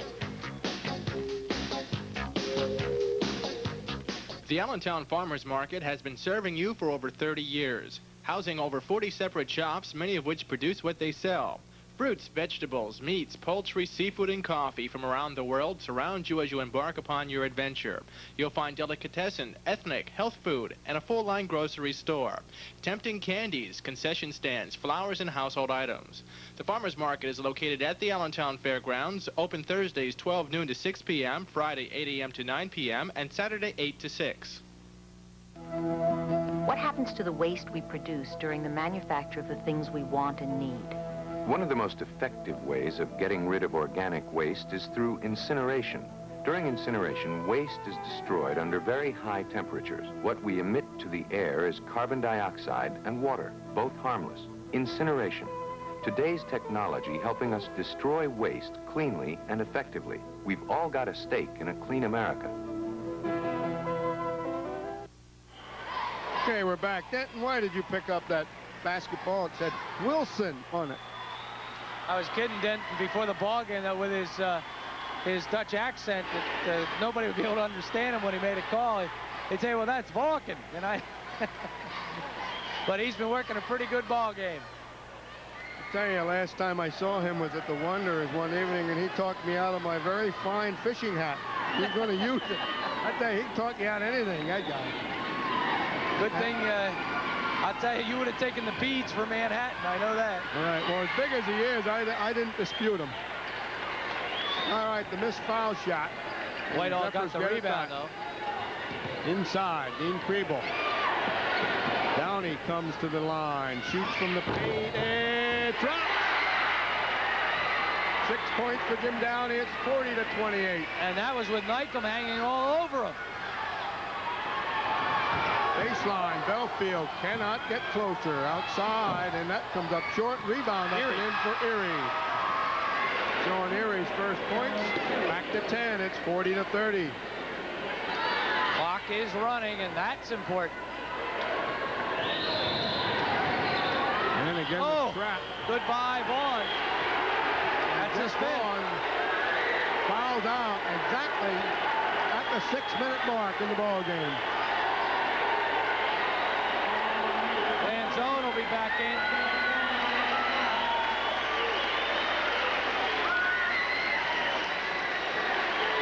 Lanzone does check in, and it's 1-1 time for the Zephyrs, and at the line will be Jim Bucko. And all of his teammates come up and tell Jimmy how important these foul shots are. He's 0 for 2 from the foul line. Every Whitehall point makes that trip a little further up the hill for Allen. Well, he doesn't get it. The tap comes down to Lanzone. Bucko for 2 from the line. Wesco and Lanzone working. Wesco top of the circle, likes it out there. He has 8, and it's 40-32. You know, you get under one of his swishes, you can get hurt. They come down like rockets. It's back to 8. This is where it was at the end of the third quarter. I just have a funny feeling this ball game's going to get real close. Oh, almost a walk. Down low. Great pass. Jimmy Bucko wide open on the fake by Kriebel. He laid it into him. It's 42-32. Oh, what vision there. He made the head fake. Everybody thought he was going to go up with it. Belfield. And comes up short, and with the ball, Kriebel and a foul. Sean Erie. Second on Erie will go down to the line. And all that action took up nearly a minute. 5:08 remaining in the game. We're going to get a look at this layup. Watch it. Is that a walk? No, it wasn't. That was not a walk. Good pass inside. You think these teams are used to this? District championship Allen, 79 and 80. District for Whitehall, 81, 82, and 83. District champion Allen, 84. I think we're going to put Allen and Whitehall for 85.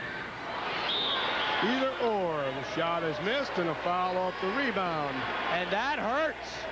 That can get him right back to 8 with the clock stopped.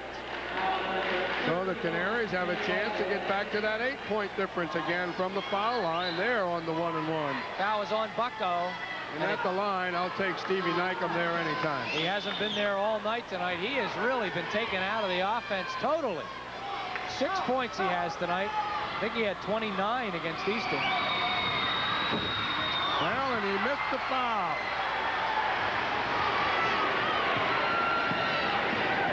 Untypical, and a bump and a foul on Andy Wesco. His third. That again will send Bucko to the foul line. Interesting when these fouls occur. Vaughn went out at the 6-minute mark. A minute later, Andy Wesco commits his third, and we have exactly 5 minutes remaining. Again, it's 1-1. Jimmy Bucko at the line to try it again.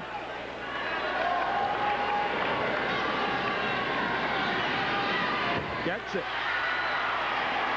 He has 7 tonight.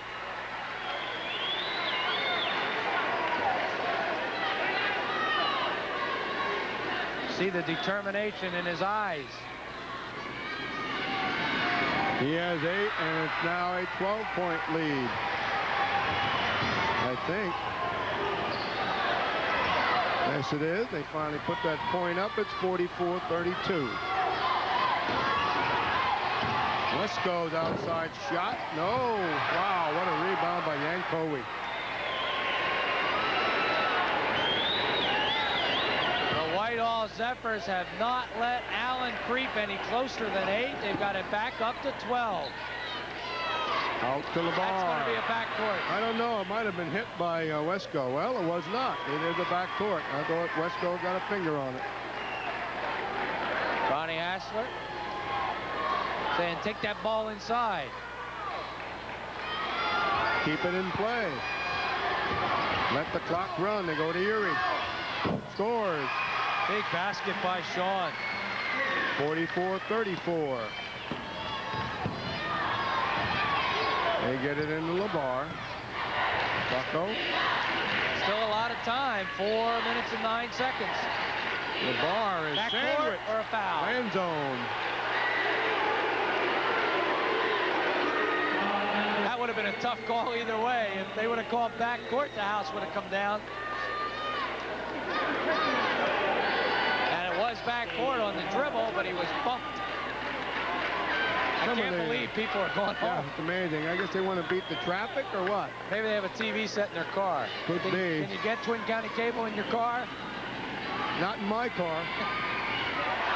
Dave Laubach. Bob, you can't get heat in your car. What is? Sometimes it warms up on July. David Ames again. Gets both of his foul shots. He has 8 for the game. 8-point total. It's 46-34. Again, the 12-point lead. Belfield inside the line. Tapped it around and picked off by the Zephyrs. It's desperation time for the Canaries, and they can't get the ball to drop. Defense still scrapping. Bucko on the go. Spread out again. The bounce of the Downey. And tapped away. Fast break. Wesco has to catch it and then put it up. Oh, great play. Wow. 46-36. Boy, he's some offensive ball player. He'll be back next year. That was an amazing shot, Gary. He was almost off the court. Look at that hustle by Lanzone. They are not giving up. Canaries scrapping.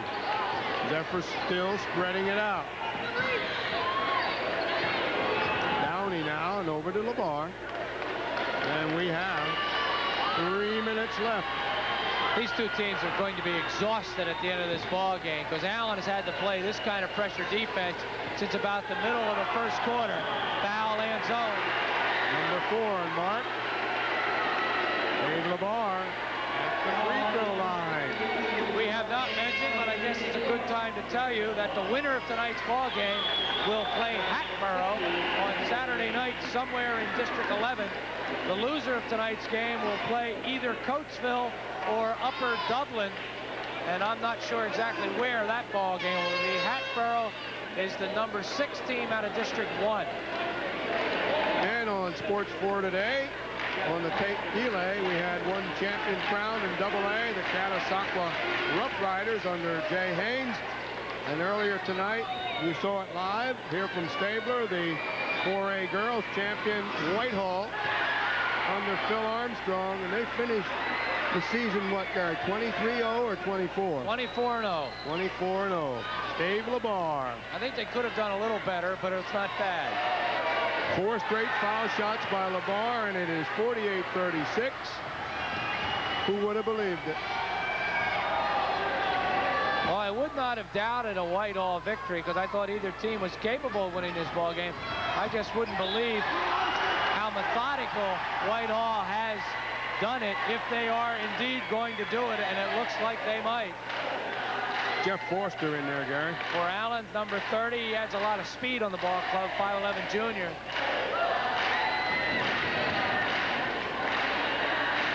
Cross court to Labar. Dave takes it down, now goes to the circle, back outside to Bucko, and the freeze is on.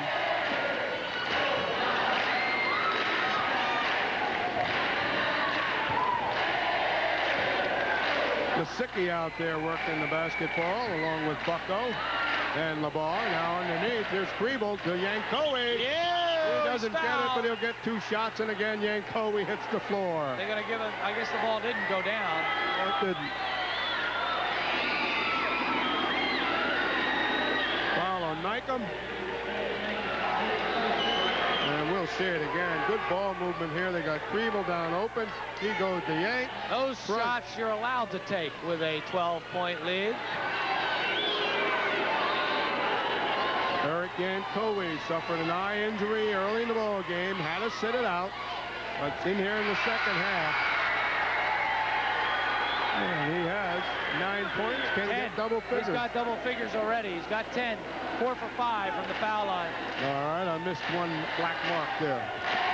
Well, you got that abacus or abacus or whatever you use there. Those wooden beads go up and down. He has 5 of 6. It's 50-36. Lanzone. Oh, what a rebound. With the ball. 2 minutes to go. The Whitehall fans are going crazy. They don't mind waving across the way to the Allen fans. Nice rivalry, I would say. Well, that's a good word for it.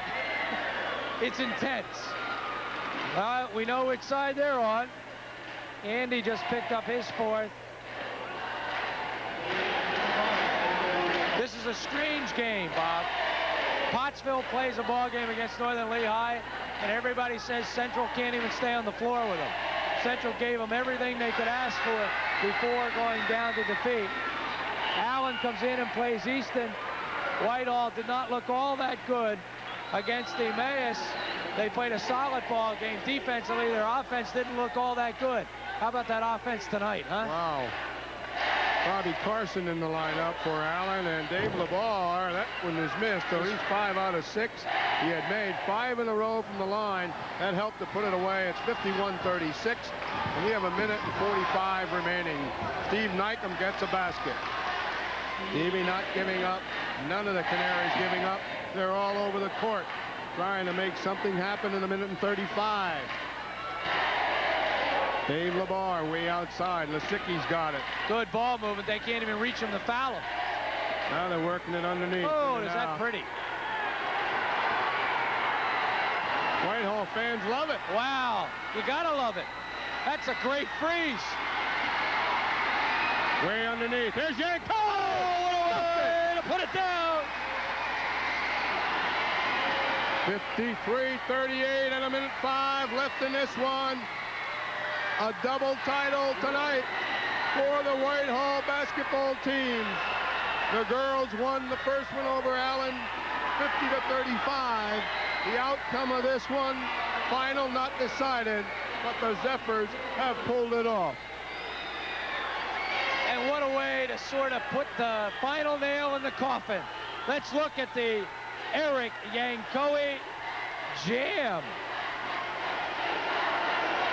One step and boom. Allen timeout. And a look at the coaches. The cheerleaders will come out. We're going to stay right here. We'll go in and listen to Johnny. And about all John Dunmoyer can say now is, hey, guys, we're in the inter-districts. We'll get it together next week.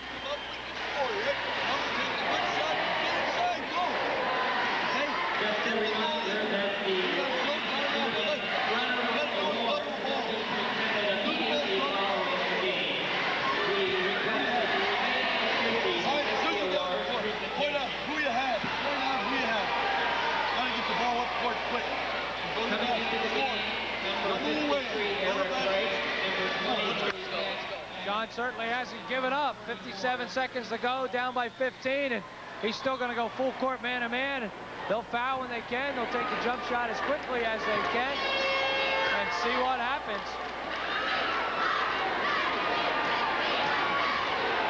Zephyr cheerleaders. Pat Spang's in there, number 23 for Whitehall.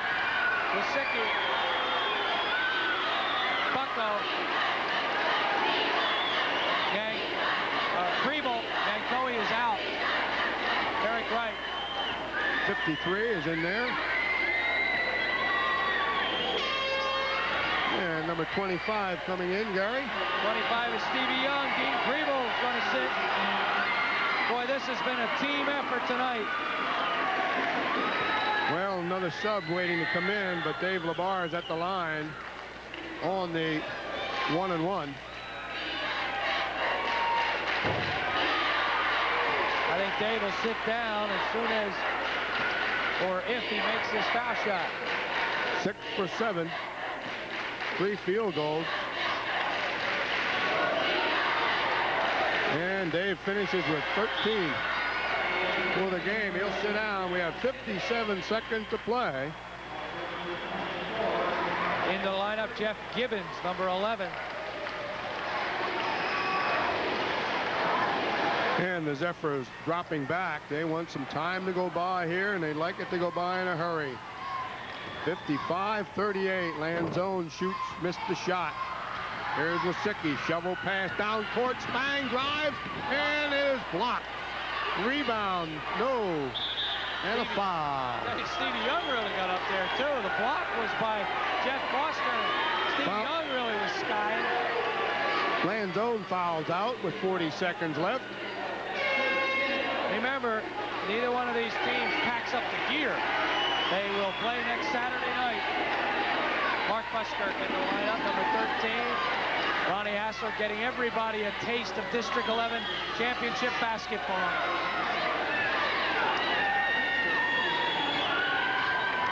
And a sense it's in there for the Canaries. And that shot is missed. 39 seconds to go. Whitehall just go back. Not foul. Keep the hands up. Make Allen work a little bit for a shot. In the lane. Turn around. Shot will go. For Jeff Foster. 55-40. And there's 20 seconds left.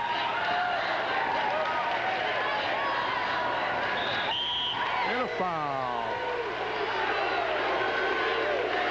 Bob, I can't remember the last time I've looked at a box score and Stevie Knightman didn't have double figures. He only has 8 points tonight. That's right.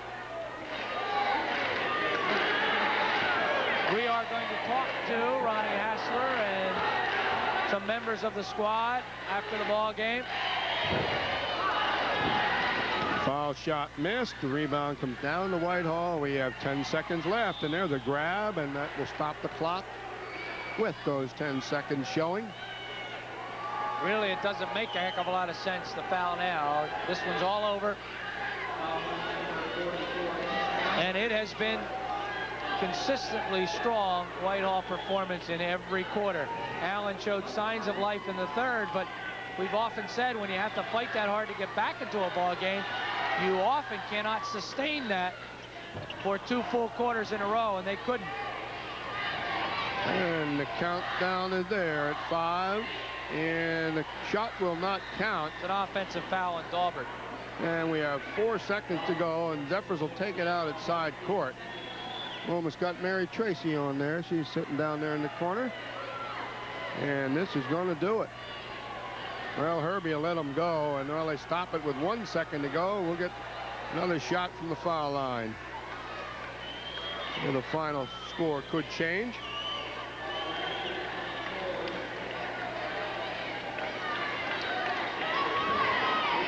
the line will be, I believe that's Pat Spang, 23. No, that's, what is that number there? We got a bad angle here. It is a 23, I think, isn't it? Is it? That is Pat. All right.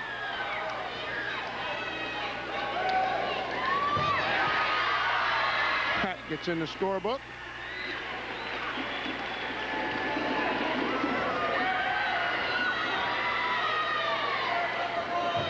And that's going to do it. 57-40 appears to be the final, and that's what it is. The Whitehall Zephyrs, 4A boys, District 11 champions. Final score, Whitehall 57 and Allen 40, and there's excitement.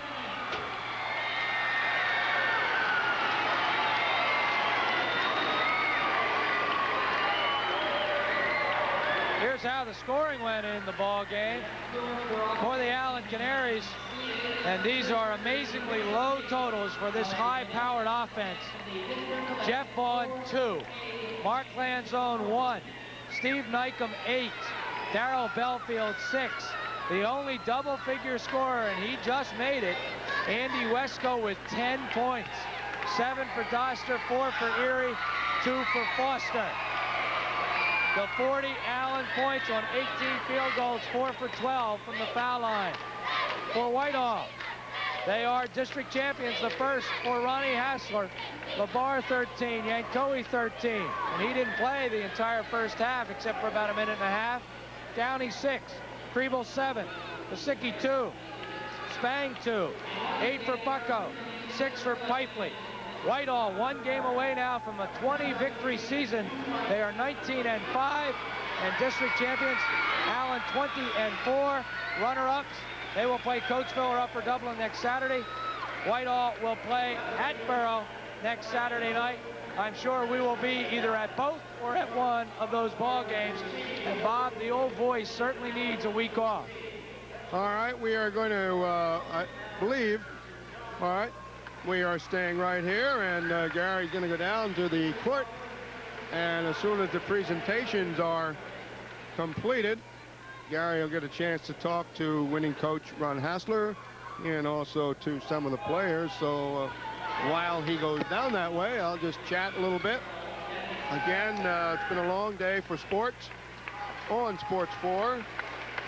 This afternoon, Don Benner and I went up to Pottsville for the AA boys championship game between Catasauqua and Penn Argyl. And in a very interesting basketball game, the Catasauqua Rough Riders ended up as the AA champs. And they won the ball game 68-60. Down on the court now, the medals being given to the Allen Canaries. And Gary is unwinding the wires here. Hopefully, what did we lose here?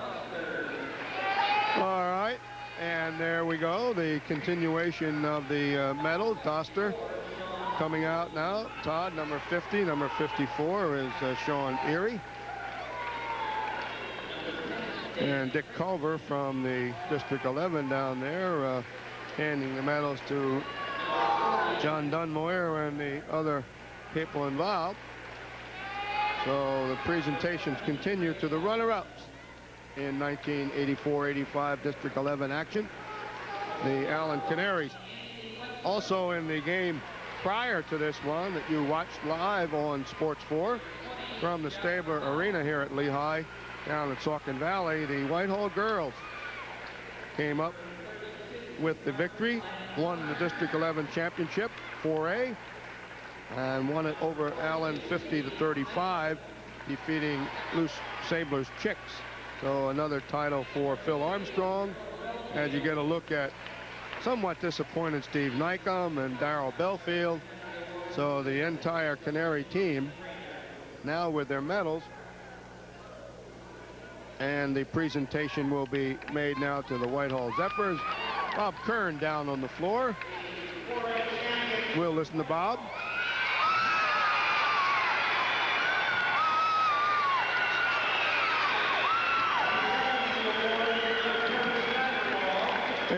Ron Hassler, and he is given his medal by Kurt Steigerwalt of the District 11 committee. Kurt is also the principal up at Tamaqua High School. So there's Ronnie. And not smiling, but I know inside he's very happy to get this championship. Number 35 coming out off the bench tonight. Great game, Tim Pifley. Pat Spang, reserve role. Pat, 2 foul shots in the ball game, but he'll be around. Eric Wright, another of the reserves, and again the medal presentation continuing to the Whitehall Zephyrs. I'd like to mention while this is going on, again, our thanks to the number of sponsors who were with us throughout the entire District 11 playoffs. There is Jack Lasicki, Roll Along Travel Trailers, Keystone Dodge, Light Milk, Doug Cooper's Auto Mall, Carnival Cruise Lines, the Money Store up there in Whitehall, Tom and Jerry's Auto Sales, Northeastern Bank, Valley Pizza, Peters Insurance, the Mandarin Tang Restaurant over in the 25th Street Shopping Center in Easton, Whitworth Jones, Rosenbluth Travel, and the Rummel Insurance Agency. And I know somewhere in the crowd, Freddie Rummel is beaming. Freddie played his high school basketball up at Whitehall. The Allentown Fairgrounds Farmers Market also along. I'll go for that. All right, here come some of the starters now, playing most of the way. Jimmy Bucko in the ball game tonight with 8 points. How about Dave LeBar? 3 field goals, 7 for 8 from the foul line. Jim Downey had 3 field goals, played an all-around super ball game. And now the big guys come out. Here is Dean Kriebel.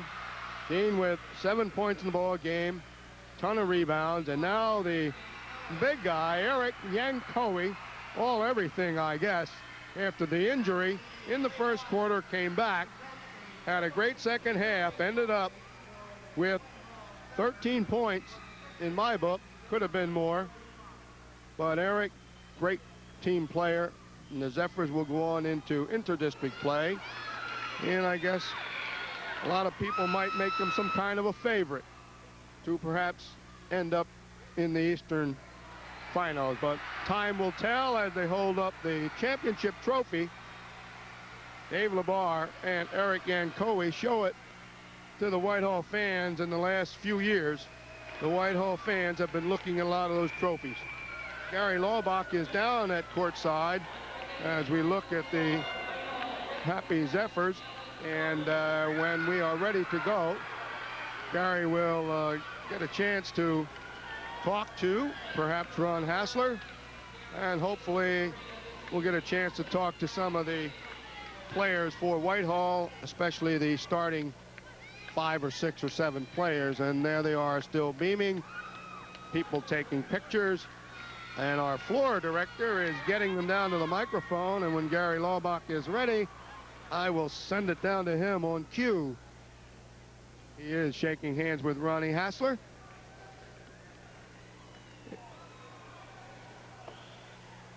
And, okay, we'll send it down to Gary.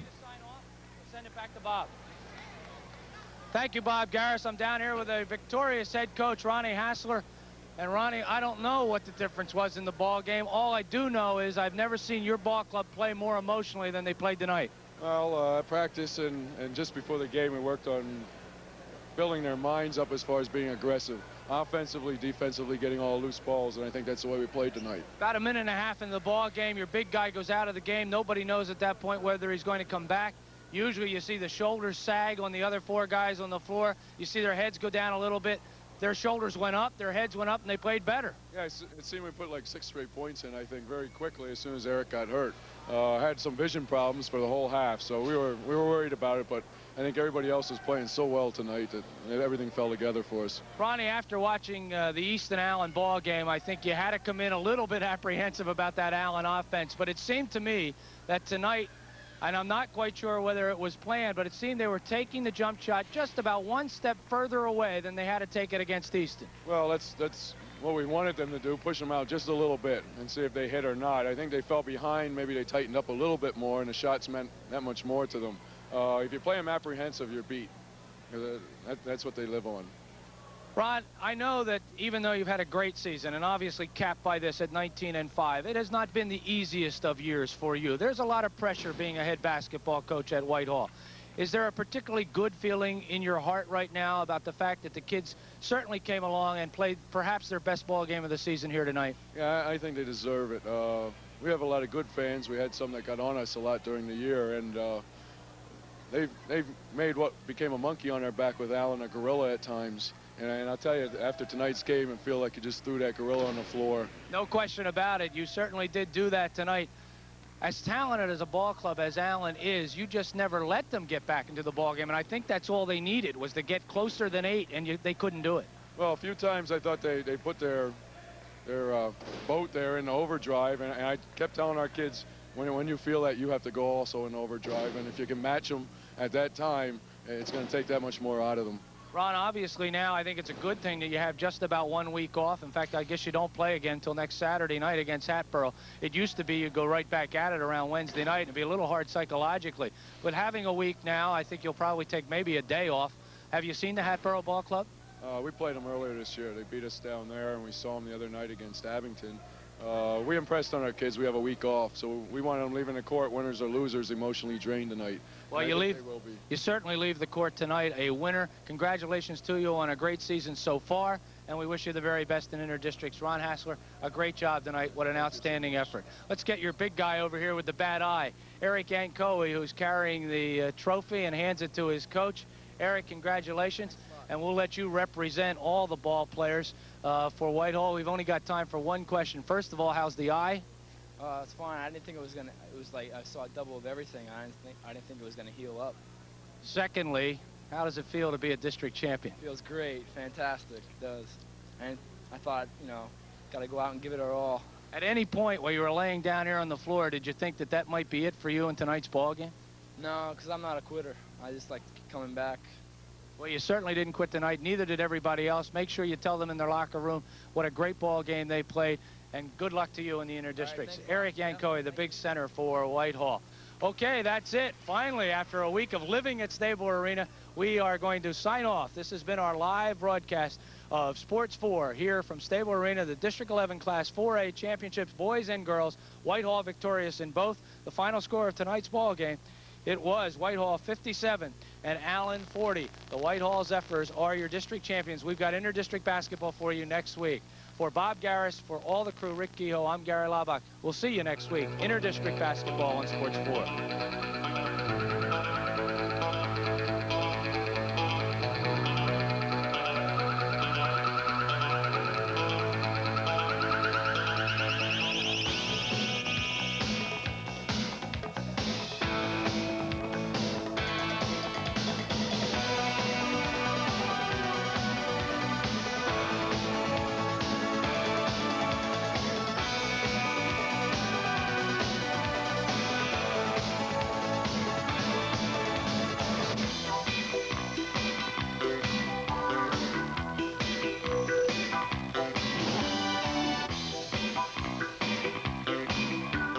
District 11 High School Basketball has been a presentation on Twin County Sports 4 and brought to you live from Stabler Arena in Bethlehem. These games will be replayed tomorrow evening at 8 p.m. And join us on Monday evening at 6 p.m. for the replay of the Class AA Boys Championship game from Mart's Hall, Catasauqua versus Pen Argyl. That's Monday evening at 6 p.m. And remember, join us tomorrow